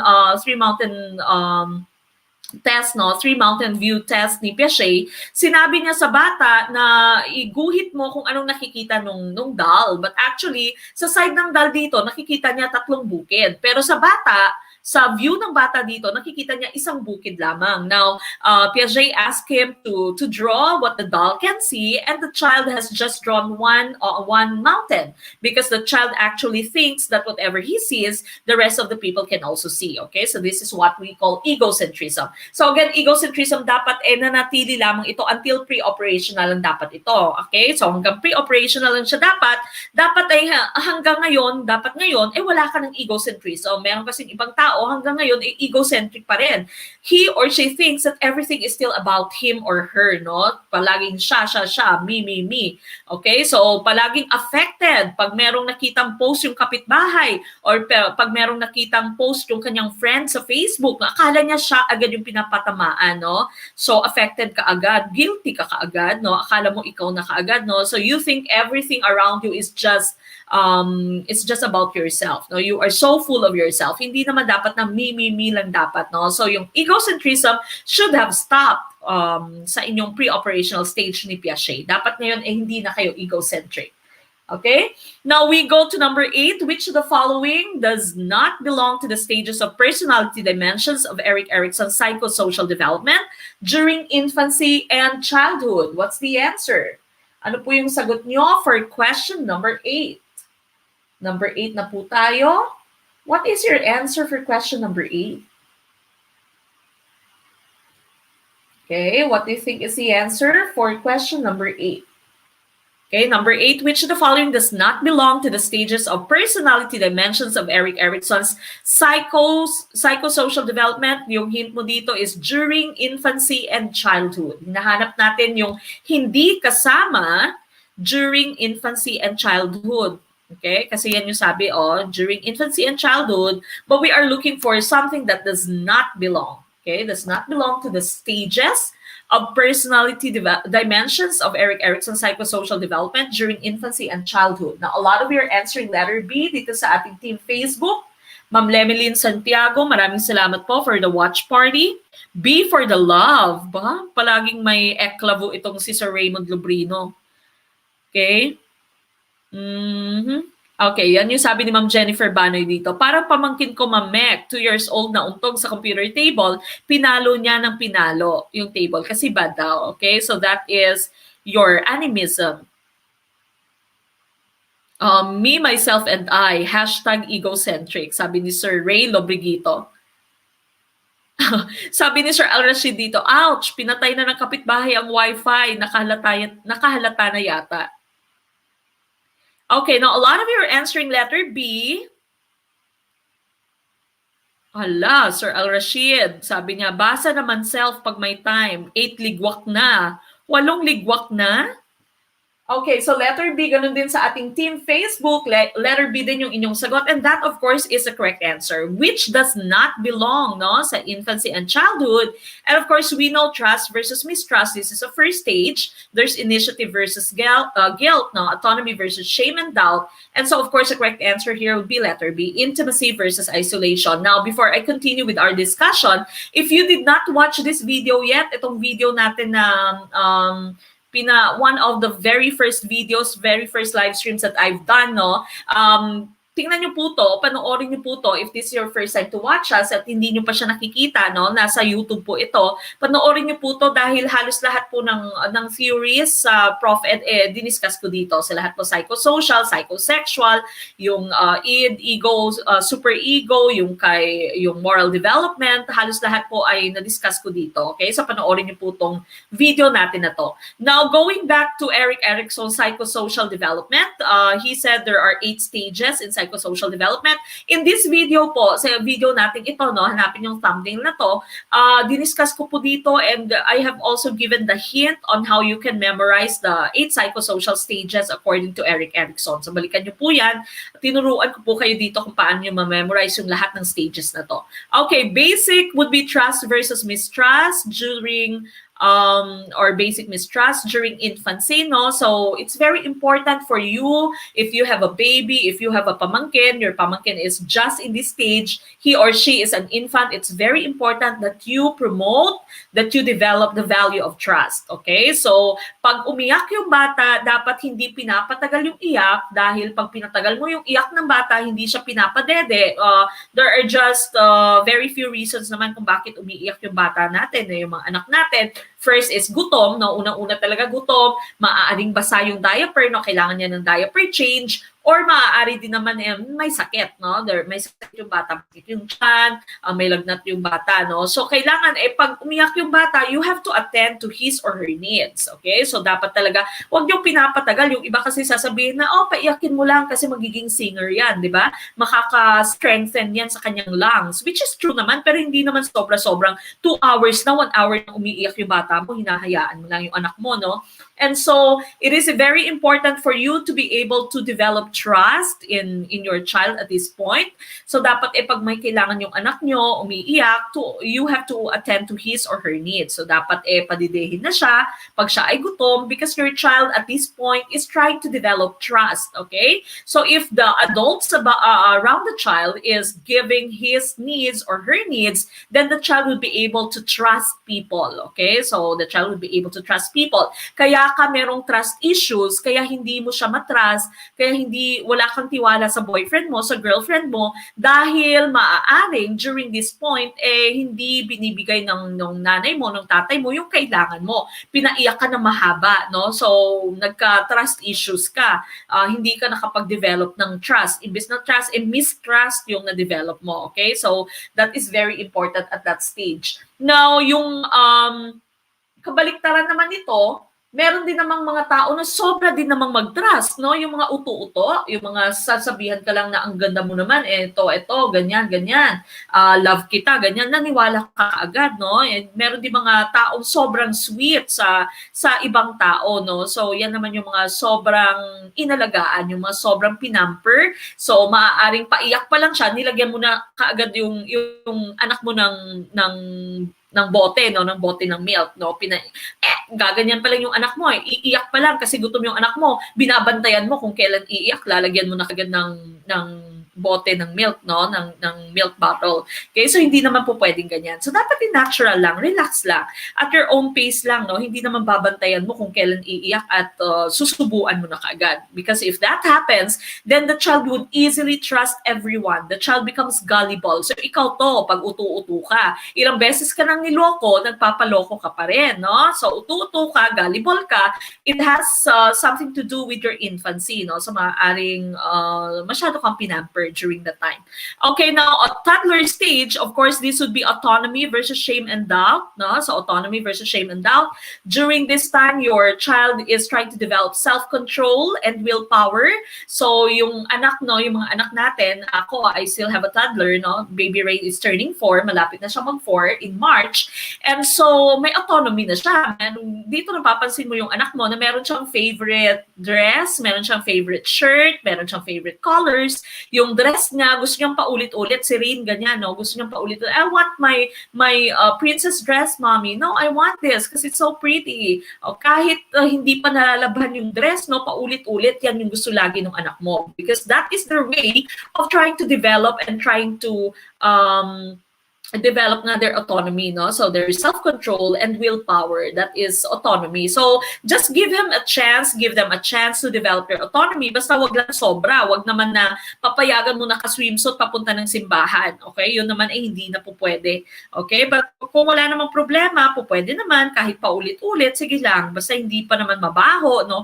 Hindi pa naman madumi. Yung favorite niya kasi yan, meron silang favorite. O sige, okay lang. Sige, wear that again. Okay? But this is the last time. Explain mo sa kanya because this is already yucky, no? It already smells. This is the last time that you are going to wear this for this week. For example, 4 na beses na niyang sinusuot, no? Dahil paborito nga niya, because we'll have to wash this, okay? So that's autonomy versus shame and doubt. Pag hindi mo kasi binigyan ng chance yung anak mo na ma-develop yung autonomy, yung anak mo ay palaging mahiyain, magiging masyadong mahiyain, masyadong kimi, no? Masyadong dalagang Pilipina na hindi naman minsan maganda na kasi nga kailangan nating mag-develop ng self-confidence din. Okay? Now, number 3, the third one that we have here, preschooler. So preschooler, malapit na si Rain dito. Now, initiative versus guilt. Your child here is trying to develop, of course, direction and purpose. Okay? So dapat binibigyan mo siya ng chances to make his or own decision. So dapat meron siyang initiative. No? So, o bigyan mo siya ng mga kukonting roles. I'm in my case, no, pagpapunta na ng hapon, nung gabi, I would be telling Reyna, oh, your duty. So yung duty lang naman niya is to turn on the guard light, yung ganyan lang naman, no, turn on lang niya yung light inside sa house. So that's your initiative, no. So or sometimes you have to fix your toys, no? Ipabalik mo sa kanya yung toys niya. You have to fix your mess. That's initiative. So try to make her or him develop that para hindi naman yung anak mo ay maging batugan, para wala siyang baka yung anak mo ay walang initiative, no, na maghihintay kung sino magsasabi sa kanya kailangan gawin to, gawin yan bago niya gawin yung isang bagay. Okay? So that's preschooler. Now, industry and inferiority, this is already during school age. School age na yung bata. This is when the child is trying to develop method and competence. Okay? So the child, ito pinaka-importante as nanay. Ngayon, no, nangyayari ito sa ating modules. As nanay and as tatay, dapat hayaan mo yung anak nyo na siya yung nag-a-answer ng kanyang assignment, siya yung nag-a-answer ng kanyang homework. Kung merong parts na kung merong parts na mahirap, pwedeng i-explain mo, and then after some time, or pwedeng 1 and 2 numbers, ikaw yung magsagot, ipakita mo sa kanya, i-model mo sa kanya, and then after that, hayaan mo na siya yung sumagot. I-check mo lang, no, maaaring merong mistake yung bata, then of course, you cannot expect your child to get a perfect score, no? Hindi po pwedeng perfect, no? Wala talaga siyang mali, no? Maaaring may mistakes, but of course, you also have to correct the mistakes and i-explain mo sa bata. Always explain to the child that it is okay to make mistakes. Hindi po kabawasan na magkamali, no? We all learn from making mistakes. So I'd always tell my child, my daughter, it's okay to make mistakes. You learn from your mistakes. The most important thing is you learn from whatever mistakes that you have done. It's very important that you hone the child's brain, the child's values, no, yung character ng bata as early as you can, no? So habang bata pa, hinuhone mo na dapat. Alam na niya kung anong gagawin, alam na niya kung anong dapat niyang reaction in certain things, and you have to also not pamper your child. Hindi mo maaaring i-pamper your child, because when your child gets out in the real world is not going to pamper your child, no? The real world is very harsh, no? Alam natin yan, yung mundo, yung realidad ng mundo, nag-aapakan yung mga tao, everyone is in competition, so hindi po pwedeng pinapamper mo yung bata mo, yung anak mo would have this idea that everyone around him or her is going to pamper him or her, no? So hindi po pwede. So that's industry versus inferiority. Hayaan mo magkamali, hayaan mong gawin niya yung project niya kahit hindi maganda, okay lang, basta siya yung gumawa, okay? Because the child is trying to develop competence during that stage. Now, identity versus role confusion. This is during adolescent na, no? This is when your child is going to develop, of course, the identity and devotion and fidelity. So hayaan mo yung anak mo. There are some stages, I have not gone through this, but there are some people who have gone through various identities, no, who would juggle between identities, especially yung gender roles nila, no, yung gender mo. Some people, yung sinasabi ni Moira na titibo-tibo, no, merong stages na medyo tibo yung bata, merong stages na medyo bibeki-beki yung bata, but the child is just actually trying to juggle, trying to explore the different options that he or she has. Okay? So hayaan mo lang siya, basta hindi naman vulgar or hindi naman medyo bastos na, hayaan mo lang siya. No? That's the identity versus role confusion ng bata. Okay? So intimacy versus isolation, ito po yung ating sagot, because this is already during young adulthood. Okay? So this is when you already have developed affiliation and love. So dapat devoted ka and you have fidelity during adolescent. No? Dapat stick to one ka na, no? And of course, you have your affiliation and love during young adulthood. That is through intimacy and isolation. Okay, so merong mga taong loner, merong mga taong man-hater, woman-hater. So maaaring merong pagkakamali sa stages ng development na to. Okay, now the next, second to the last, middle age, you have generativity versus stagnation. This is during the time that we are working. Okay, so this is the development of production. Okay, so production na to. So dapat nagtatrabaho talaga yung isang tao dahil parte siya ng 8 stages of your psychosocial development according nga to Erikson. Now again, the last one would be your older adult. This is ego integrity. So integrity versus despair. Okay? So makikita nyo minsan yung tao, yung lolo, yung lola, lahat kaaway niya. This is because the lola did not reach whatever goal that he or that she has in her life. And so marami siyang regret, no? Marami siyang regret. Gusto niyang balikan yung buhay niya, pero hindi na niya, of course, maibabalik, no? Time wasted is time lost, is time gone. Okay? So marami siyang regret, kaya dahil dyan, kaaway niya lahat, no? Wala kang nakukuhang integrity, wala kang nakukuhang wisdom from your lolo or lola. Maaaring maraming regrets yung lolo or lola mo. Okay, so sabi ni Erikson dito, for you to become successful in the latter stages, you should be successful in the first stages first. That's why napaka-importante po kung kanino natin iniiwan yung mga anak natin, kung sino yung nag-aalaga sa mga anak natin.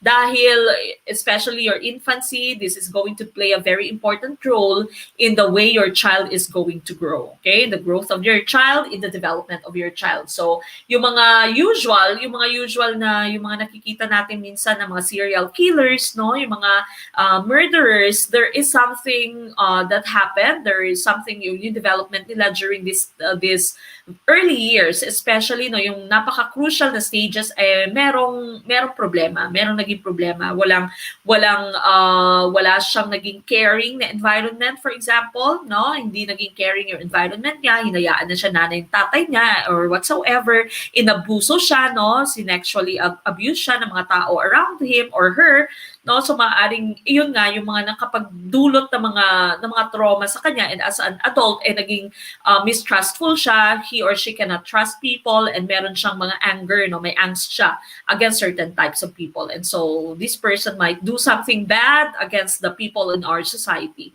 Okay, so for us to develop a really good society, of course, we should start in our homes.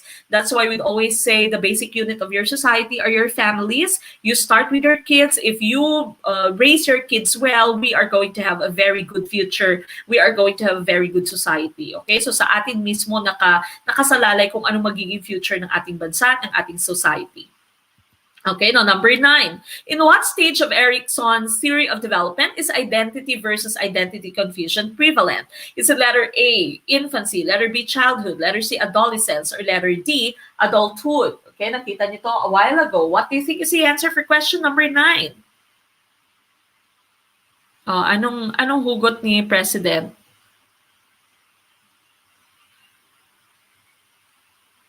Ayan no, sabi ni Sir Mark Kinko, mga senior high ang lalaki na, wala pa ring initiative.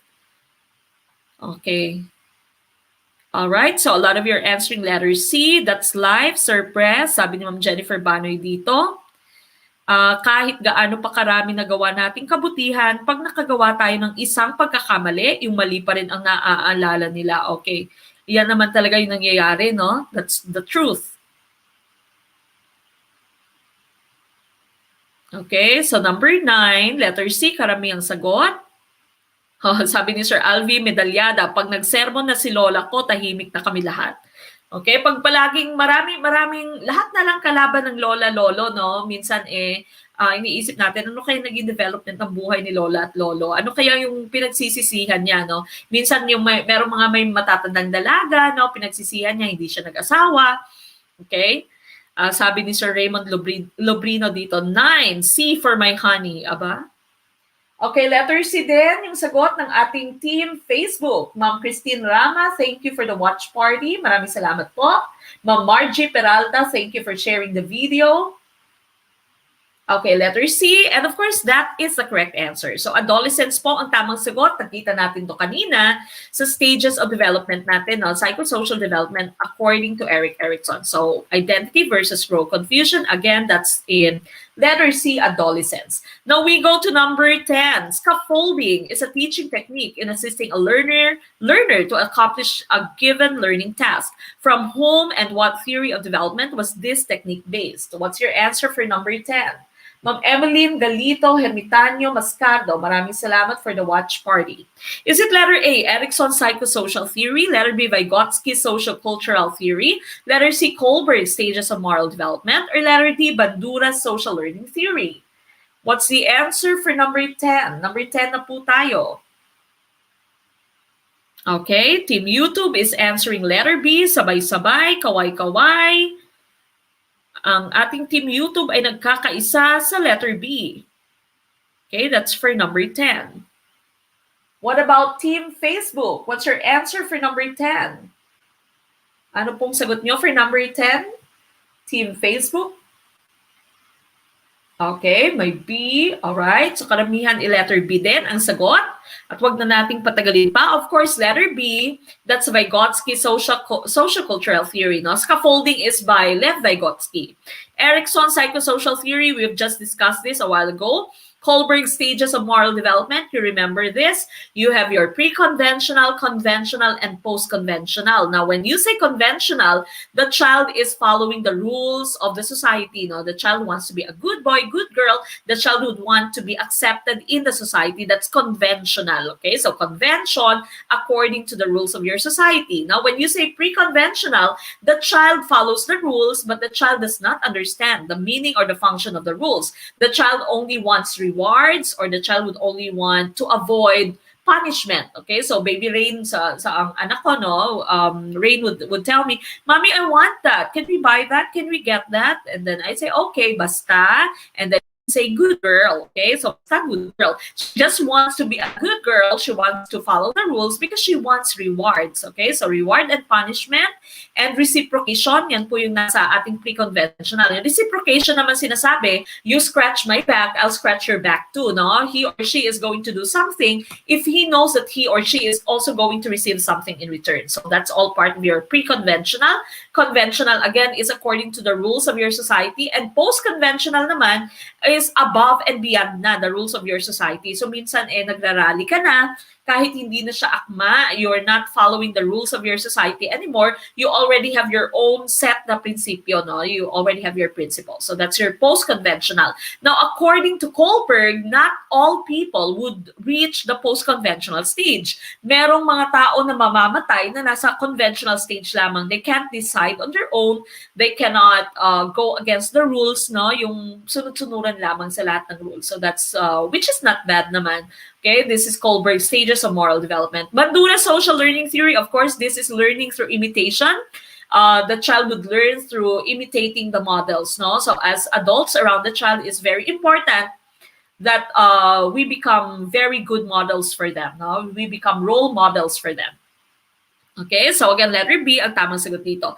Now, these are the different types of feedback that or of scaffolding that you might give your student. Again, scaffolding is any form of help that you extend to your students. For example, feedbacking. Okay, so when you say feedbacking, you provide information regarding the performance, no, the performance of your student. So by accepting, by receiving those feedback, the child would also try to gauge what he or she is learning. No, sasabihin niya, ay, hindi ko pala nagawa ng tama to, nagkamali pala ako in this part here. Okay, so that is one way for us to help the learning of your child, of your students. Giving hints, this is providing clues or suggestions, no? So usually if you ask a person, if you ask a child something and the child cannot answer, you sometimes would prompt the child, no? Would give hints. Instructing, of course, very important that you instruct, and that it's also very important that everyone is listening while you are giving instructions, and that your instructions are complete, no? So dapat nakikinig lahat. May I have your attention? I'm going to give you your instructions. Pay attention. This is what you are going to do, and of course make sure that your instructions are clear and are complete, no? Lahat dapat nandiyan na sa inyong instructions. Explaining, of course, it's very important that you provide detailed information and clarification. That's why, as you can see, whenever we have an item, I'm also explaining everything that you have to learn about a certain item. Modeling is very important, no? You offer good behavior for imitation. Okay, and of course, questioning, you ask students questions that require an active, linguistic, and cognitive answer. Okay, so questioning, your Socratic method, yung Q&A method natin, very important in developing concepts of our students. Okay, so these are some examples of scaffolds that we may provide our students. And according, of course, to Lev Vygotsky, meron siyang tinawag na tatlong zones, no? Yung comfort zone, yung learning zone, ito yung ZPD mo, no? Zone of proximal development, and yung anxiety zone. Okay, so yung comfort zone mo dito, this is what the child can do now, even without help. Okay, this is what the child can do. That's the comfort zone. Can do with help, that's the learning zone. This is also called the ZPD, the zone of proximal development. And of course, there is also your anxiety zone. Anxiety zone, this is what the child cannot do now, even with help. Hindi niya kaya, no? Hindi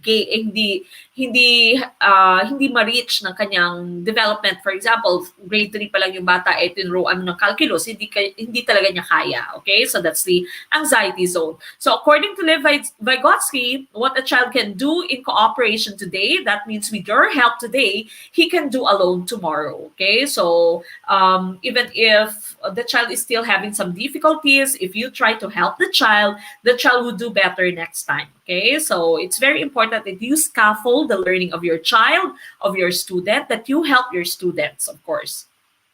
Okay, 11. Medyo mahaba-haba. Student diversity can promote harmony among students in the classroom. What does this imply to the teaching-learning process? Is it letter A, the teacher can provide more than just theory through lecture, make the classroom a public place where the community can be practiced? Letter B, through student-centered teaching strategies, diverse students can be encouraged to interact and collaborate with one another in a cooperative or team learning process. Letter C, the classroom is peculiarly a marketplace of ideas where opportunity can be provided for students to gain access to the perspective of peers. Or letter D, help the students focus on their awareness of themselves as they see how others are different. Okay, what do you think is the correct answer for question number 11? Okay, we're a little more than half of our discussion tonight. Okay, aba si Ma'am Joy Dairit nakapag-post pa ng Sunday vibes. I'm trying to always refresh this on Facebook natin. Hindi ko nakikita yung comment pag hindi ko siya nire-refresh. Okay, now what do you think is the answer for number 11? Aba, 11B, mas mahaba, sabi ni Sir Alvi Medalyada. Pag mas mahaba, mas maganda? Pag mas mahaba ba ay tama? Okay, Team Facebook, what's your answer?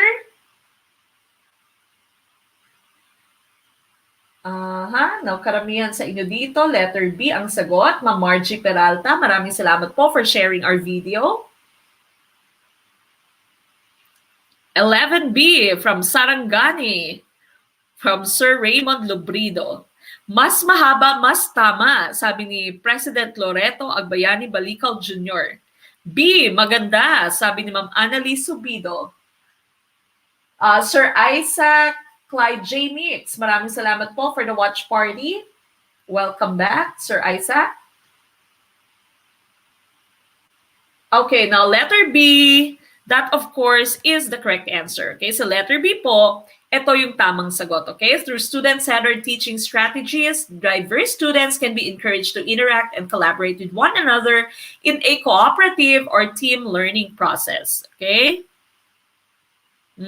Sir Jomar Palawan, ito ba ma'am yung quiz sa FB page? Opo. Ito po yung quiz kanina, no? Pinost kaninang umaga. Now, number 12, which of the following activities cater to sensory preference either by tactile or kinesthetic learning style? Is it letter A, viewing PowerPoint presentation? Letter B, listening to a speech? Letter C, panel discussion? Or letter D, hands-on activities? Okay, what's the answer?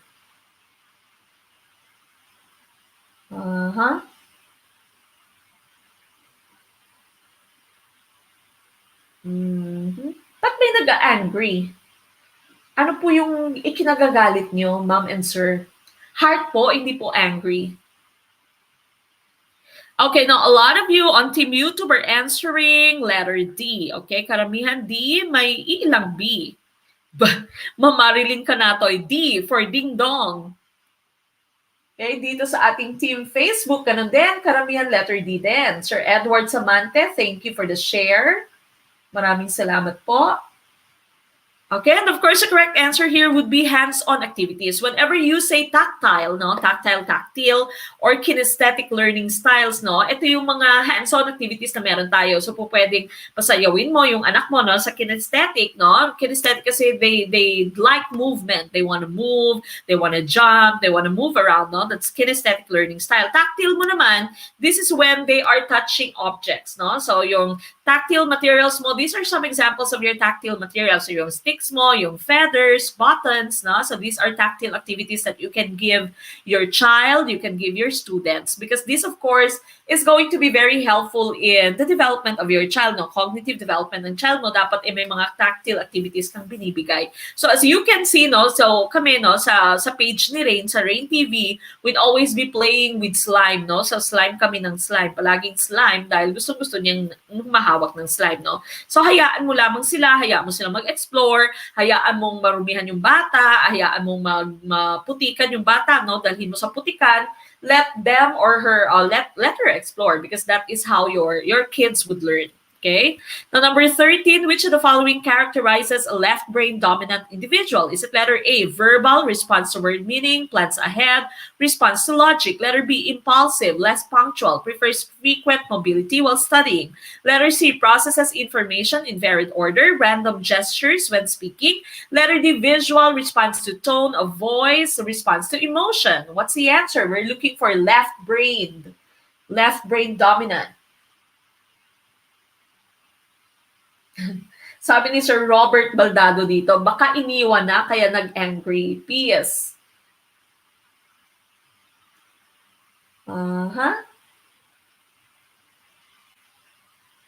What do you think is the correct answer, Ma'am Merura Isabel Gatdula? Maraming salamat po for sharing the video. Ma'am Charina Herodias, thank you po for sharing the video. Sir Adolfo Pimentel Mari, thank you for the watch party. Okay, what do you think is the answer for question 13? We're looking for left brain dominant individual. Okay, letter A, karamihan, and of course, letter A is the correct answer. Now, remember that whenever we say the side of the brain, no, if you are right-handed, they'd say that your dominant side of the brain would be the left side of the brain, okay? If you are left-handed, the dominant side of your brain would be the right side, okay? So, baliktad po. And so, it is very important that you just follow the dominant hand of your child. Hindi po pwedeng pinapalo yung kamay ng bata dahil left-handed yung bata. Hindi po pwede. Hayaan mo lang yung child mo. Kahit na left-handed yung child mo, okay lang po yan. Dati kasi, no, in traditional teaching, wala kasing upuan, no, walang desk na para sa left-handed, no? And so sometimes the parent or the teacher would hit the hand of the child. No, now remember, whatever dominant hand we're using, that is connected with the dominant side of the brain that we're also using. So hindi po pwedeng i-hit nyo yung hand ng bata, no, ng anak nyo, dahil gusto nyo maging right-handed siya, no, hayaan nyo kung anong ginagamit yung hand, no, kahit anong hand pa yung ginagamit ng bata, no, because that is connected to the side of the brain that he or she is using. So yung left brain people natin, these are usually the right-handed people, no, so we are verbal, right-handed din ako, verbal, we respond to word meaning, we'd always plan ahead, and of course, we are logical, no, we are logical, we respond to logic. All the rest here would be for your left-handed people. Yung left-handed mo, ito kasi yung mga artistic natin mga tao, no? Usually yung mga magagaling mag-drawing, ito yung mga left-handed, no? They are using the right side of their brain. Yung mga emotera, no? Yung mga artistic natin mga tao, usually yung mga left-handed, who are of course using the right side of their brain. Okay, so these are the different concepts that you have, the different characteristics of the left side and the right side of the brain. Again, if you are using mostly the left side of your brain, you are right-handed. For example, you are analytical, detail-oriented, you follow sequences, you are rational, verbal, okay, cautious, you always plan, you're very good at math and science, logic, you have right field vision, right side motor skills. Okay, so right side motor skills, that means your dominant hand would be your right hand. Now, for your right brain people naman, no, right brain, these are your left-handed people, no, left hand nyo, ginagamit nyo. They're intuitive, that means their imagination is very rich, they're always using their intuition. Holistic perception, random sequencing, no? So usually wala silang plano, walang plano. Emotional yung thought nila, non-verbal sila, no? So tahimik lang. Adventurous, they're impulsive, they're creative, no? So writing, sa art, imagination, and of course left field ng vision and left side ng motor skills. So maaaring kaya kayo nag-break dahil dito kayo nagka-problema, no? Dahil siya, ikaw, for example, gusto mo meron lagi plano, no? So gusto mo magkita talaga kayo alas 8 ng hapon sa tagpuan ng bayan, 7-Eleven, no? Alas 8 ng gabi, no? So tagpuan ng bayan, 7-Eleven, alas 8 ng gabi. Siya, random sequencing siya, no? Left-handed siya, no? So wala siya, usually impulsive siya, wala siyang ang tawag dito, rules, no? Wala siyang order, no? Wala siyang plano usually. So, for example, papunta na siya sa 7-Eleven para magkita kayo ng alas 8 ng gabi, meron siyang nakitang balloon or meron siyang nakitang flowers sa flower shop, bibilhan ka niya ng flowers, no?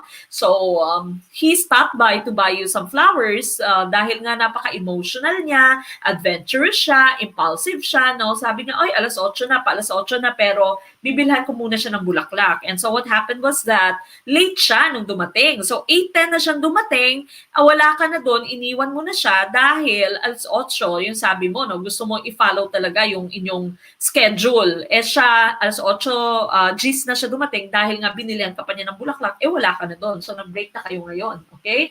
So there is a big role, no, sa ating left side or right side of the brain kung paano natin gamitin at kung paano kung ano yung majority na side na ginagamit natin. Okay? So again, wag pong paluin yung anak nyo, yung kamay ng anak nyo kung left-handed po siya. Wag pong paluin. Okay, number 14. Which of the following categories of exceptional learners is described as having difficulty in focusing and maintaining attention with recurrent hyperactive impulsive behavior? Is it letter A, emotional or conduct disorders, letter B, learning disabilities, letter C, attention deficit hyperactivity disorder, or letter D, autism? What's the answer?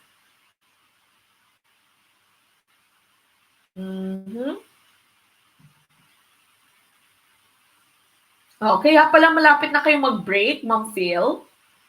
Left-handed po ba siya, no? Left-handed siya, right-handed ka, no?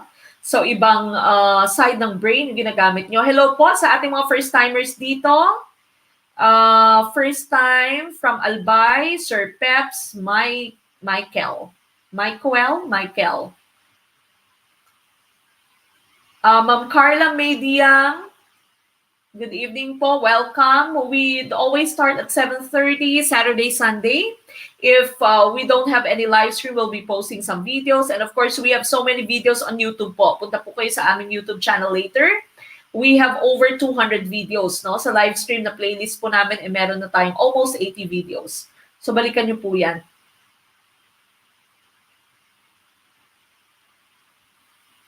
First time watching from Iloilo sa Akon Kasimanwa na Ma'am Gina Jovito. Hello po. Okay, Ma'am Sir Yuri Benazer Fuentes, thank you for the watch party.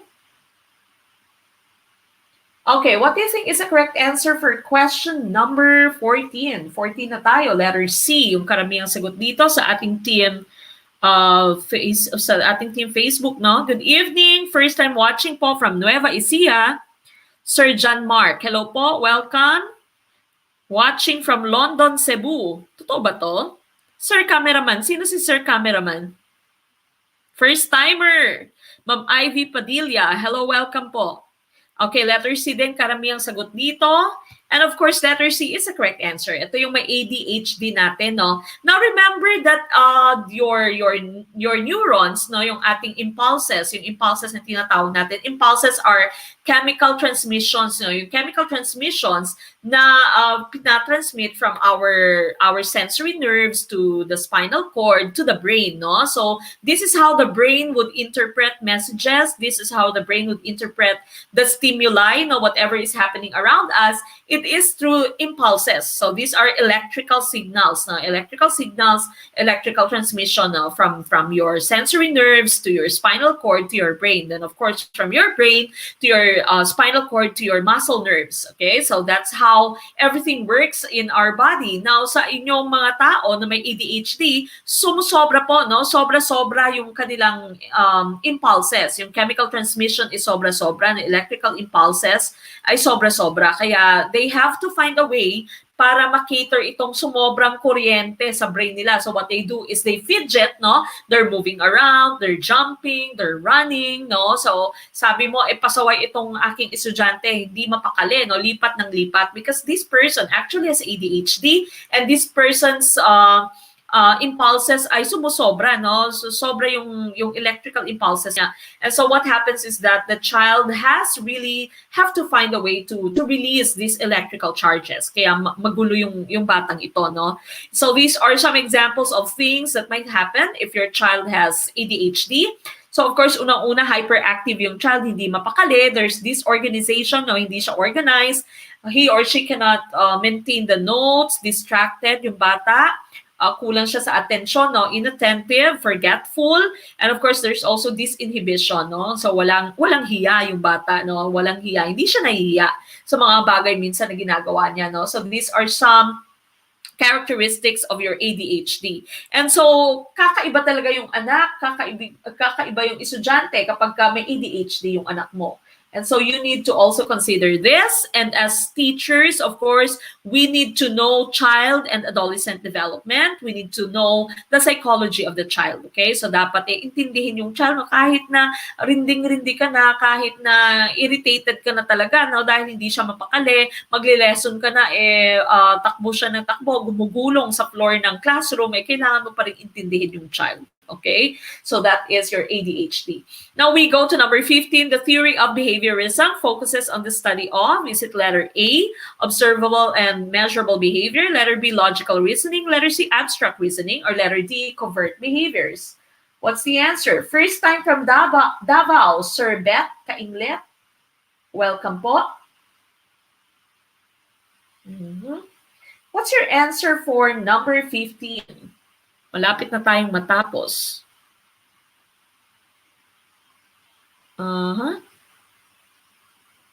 Okay, there is a question here from Myra Chris Enriquez. Ano pong difference ng ADHD and attention deficit disorder? Yung H mo po kasi is hyperactivity. So hyperactive yung bata, gulong ng gulong yung bata.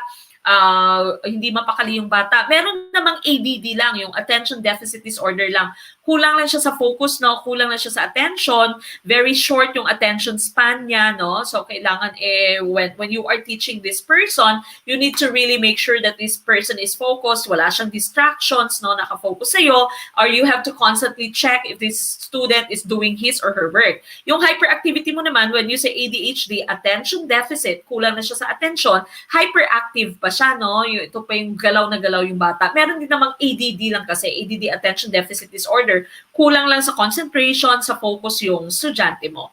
So that is the difference po, Ma'am Myra Chris.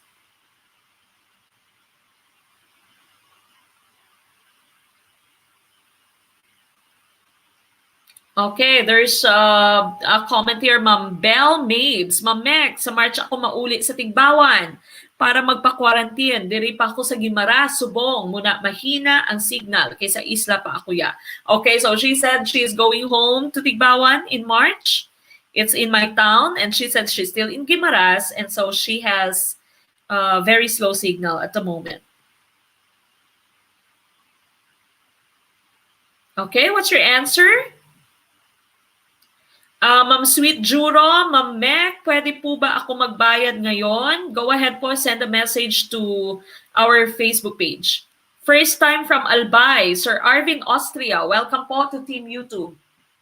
Okay, what's your answer for number 15? 15 na po tayo. Ano pong tamang sagot for number 15?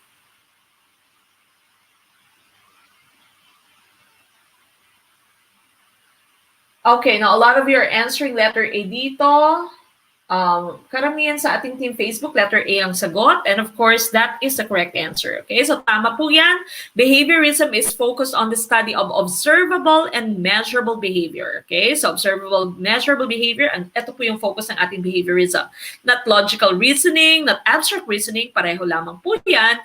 And of course, not covert behaviors. Covert kasi, these are behaviors that are not easily seen. Ito yung hindi natin nakikita, and so we cannot measure this. So 15, letter A is the correct answer. 16, which law or laws of learning by Thorndike is or are analogous to this statement? You can take the horse to the river, but you cannot force the horse to drink. What is this? This is letter A, the law of effect. Letter B, the law of exercise. Letter C, the law of readiness. Or letter D, the laws A and B. First time from Katil, Davao Oriental, Sir Mark Liv Makauyag. Hello po. Watching from Basilan, Ma'am Maui Saluan Marbin.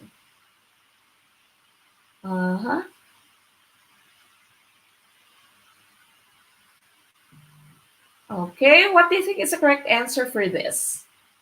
What is our answer for question number 16? We're almost done tonight. No? Ang dami nating glitches ngayon. No? Naglag pa. So, paulit-ulit, inulit pa natin. No?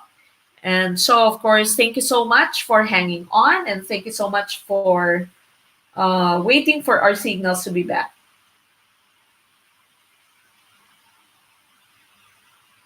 Okay, what do you think is the correct answer for number 16? First timer from Samar. Hello po, Sir Dominic Colmina Solitarios. Welcome po. Okay, 16 dito. A lot of the people sa ating team YouTube, the answer is letter C. Dito sa team Facebook, the answer is also letter C. And letter C here is the correct answer, the law of readiness. Ready na ba yung anak mo para matuto, no? Sir Ariel Andal, maraming salamat po, newbie from Oriental Mindoro. Now, tingnan natin yung 3 different laws of learning according to Thorndike.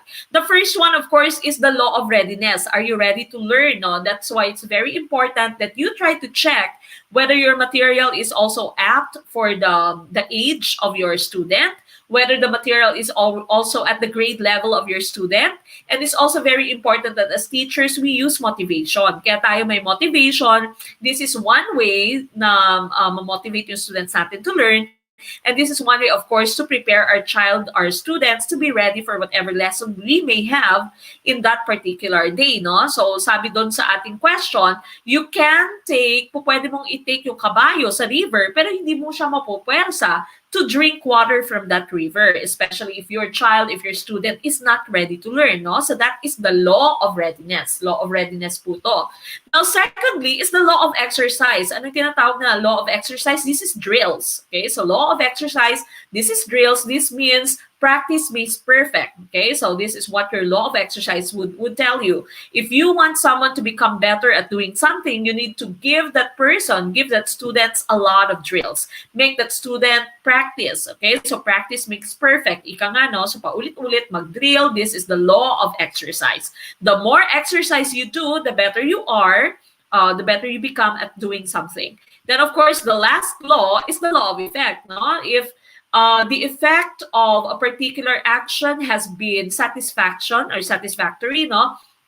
If it has been, it has given rewards to the student felt happy, the student has been given satisfaction, then there is a very big chance that the student is going to redo that certain action. No? So, uulitin niya dahil happy siya sa naging result, naging effect, no? Meron siyang natanggap na reward. For example, naging satisfied siya sa whatever effect that was given by the certain action that he has done. That's the law of effect. Pero, pag yung effect naman is not rewarding, but pag ang effect ay naging negative sa person na yon, and so that person is not going to redo whatever action was that. Okay? So, hindi uulitin dahil na-punish siya when he did certain things. Okay? So, that's the law of readiness, the law of exercise, and of course, the law of effect according to Thorndike. Okay? So, Edward Thorndike. Now we go to 17, fear of the dentist from a painful experience of tooth extraction, fear of heights from falling off a high chair when we were infants are learned through letter A, insight, letter B, imitation, letter C, classical conditioning, or letter D, trial and error learning. What's the answer for number 17? Ano kaya yung sagot for number 17? What's your answer for this question here? Watching from Cainta Rizal, newbie. That's from Ma'am Leah G.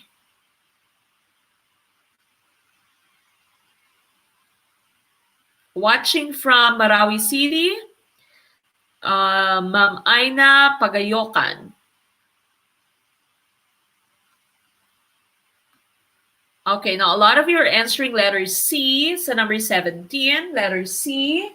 Ganon din dito sa ating team Facebook, letter C din ang sagot. And of course, that is the correct answer, okay? Whenever you have trauma, phobia, salet nyo, pag may question about trauma and phobia, the answer will be classical conditioning, not insight learning, not imitation. Imitation, of course, is by Albert Bandura, no?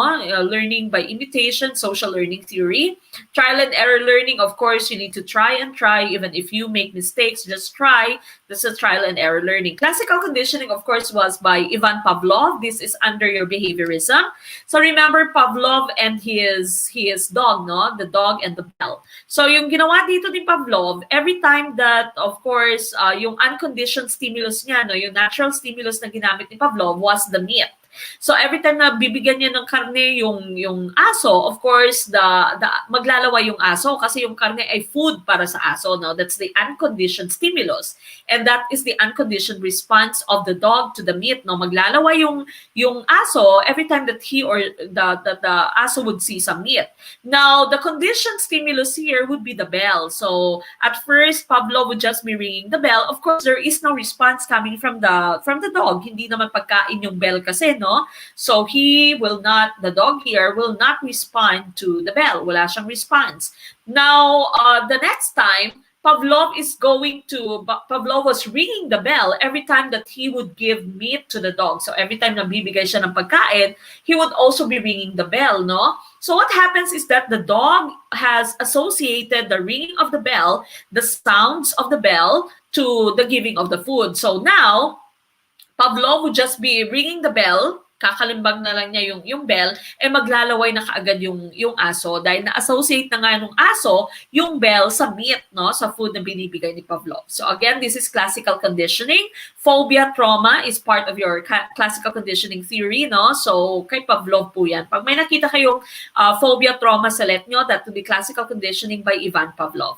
Now, this naman is your insight learning. This is by Wolfgang Kohler. This means the ability to solve problems using past experiences, also called reasoning. Now, it is very important for you to also take note, again, whenever you say insight learning, this is the aha learning. And this is different from trial and error. Hindi po to katulad ng trial and error na paulit-ulit, no? He would try until he learns how to solve it. Sa insight learning mo, sabi ni Wolfgang Kohler, the solution is instantaneous. Okay? So this is called aha learning. Parang katulad siya ng cartoons, no? When you watch your cartoons and merong light bulb, no? Umilaw yung light bulb sa ulo ng character, that would be insight learning. That's aha learning.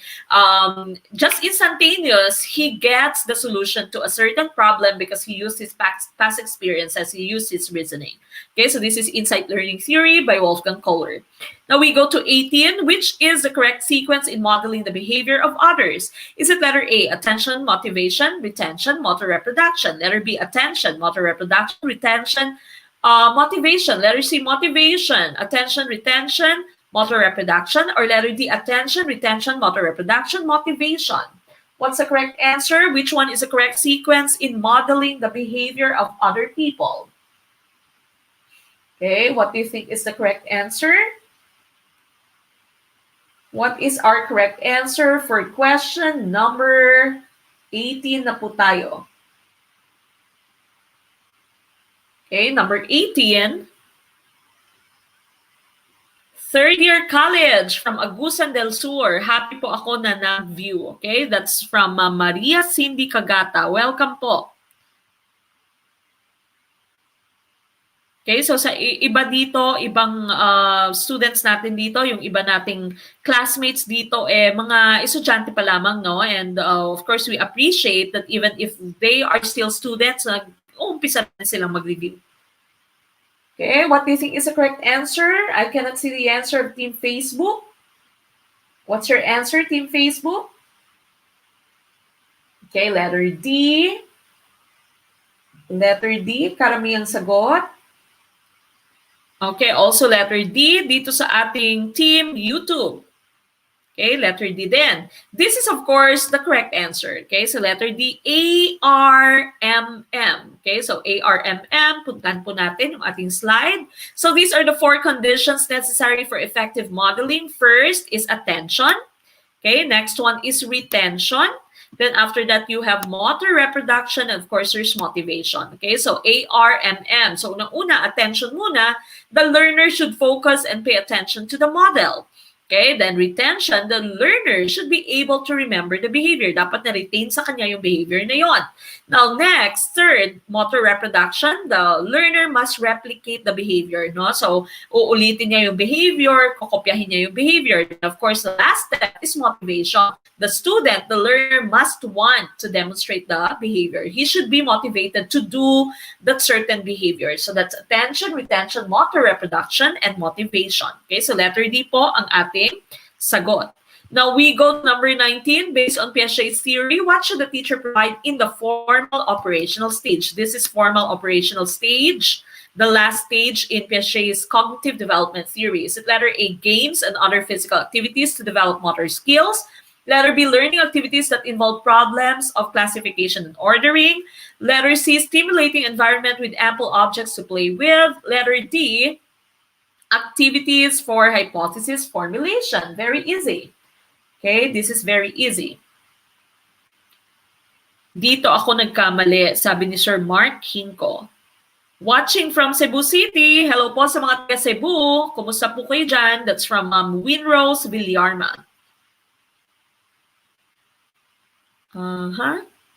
Ano po yung sagot ng ating Team YouTube? Letter D. Karamihang sagot dito, letter D.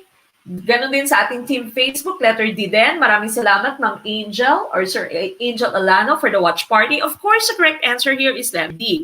Formal operational stage, this is the stage of logic. This is the stage of reasoning. And so what you have to do is to give them activities for hypothesis formulation. Okay, so formulation of hypothesis, of course, this is using their logic, this is using their reasoning. Okay, so stimulating environment with ample objects, ito po yung ating sensory motor stage kanina, no? Learning activities involve classification and ordering. This is your concrete operational, games and other physical activities. This would be your pre-operational. Okay, so letter D po ang tamang sagot dito. Now we go to the last item for tonight. Contrary to Freud's concept that the primary motivation of human behavior is sexual in nature, Erikson's is blank in nature. Is it letter A, biological, letter B, cultural, letter C, physical, or letter D, social? What's the answer for question number 20? Okay, ano pong tamang sagot for number 20? Last item na po tayo. What do you think is the correct answer for number 20? Okay, Team YouTube is answering letter D. Our Team Facebook is also answering letter D. Okay, as you may have already known, no, kanina sa ating discussion, we said Erikson's psychosocial development theory as contrasted to Freud's psychosexual development theory, no, psychosexual theory. And so this is letter D. Social po, that's the correct answer. Okay, so that ends tonight's discussion, the 20 items that we have for your professional education. Again, these materials would go straight to Grow. So right after this live stream, of course, the materials will be posted there. And of course, antabayanan niyo po yung ating passers and of course, ang ating mga top-notchers. Okay? Now, again, please do remember that if you are part of Grow, magpa-register na po kayo, no, mag-join po kayo sa inyong Google Classroom. Just check the instructions that we have on Grow. Follow your last name, okay? So you are only allowed to answer your pre-qualifying test. A pre-qualifying test will be by next Saturday. That's 100 items for general education. You'll be given 2 hours to complete it. Then, of course, for Sunday, we are going to have your qualifying test or pre-qualifying test for professional education. Now, again, for those of you who are not members of Grow, what are you waiting for? Magpa-member na po kayo ng Grow. If you cannot become a member of Grow, we are still going to have our live stream on Saturday and Sunday. So make sure that you follow our Facebook page so that you can see our quizzes link. And of course, also, please do subscribe to our YouTube channel. Go to our YouTube channel. You can see all the videos that we have there. We have over 200 videos that can help you pass the LET, especially our live stream videos, no, Gen Ed natin and Prof Ed discussion. We have over 70 videos already. Okay, so balikan niyo po yan, lahat ng videos natin. And of course, we will see you again by next weekend. Okay, next weekend for our live stream. But for tonight, of course, we end our activities with our closing prayer. care of Brother Efren Esteban. So samahan niyo po kami sa ating closing prayer. Let us pray. Lord, thank you once again for this day. Please give us the rest of our bodies, the peace of our minds, and the wisdom we need for our upcoming test. May you continue to help and bless us, O God. Indeed, your words and beautiful promises keeps us going no matter how challenging our life is. Thank you for everything, O God. These are our requests in the name of Jesus, our Lord and Redeemer. Amen. Amen. So sa muli, maraming salamat, Brother Efren, for always preparing our opening and closing prayers po whenever we have our live stream. Okay, so that ends tonight's discussion. Again, please try to prepare for your pre-qualifying test for our GROW members. Non-GROW members, we are still going to have the 20 items Gen Ed, the 20 items Prof Ed by next weekend. While waiting for our next live stream, go back to our YouTube channel, go back to our Facebook page, and of course, watch all the videos that we have that can of course help you pass the LET. Sa muli, ito po si Coach Mac, ninyong gurong Pinoy na nagsasabing maliit man na butil ng mga kaalaman, ang dulo nito ay malaking kaginawaan. Maraming salamat and good night. I'll see you again next time. Bye! Stay safe, people!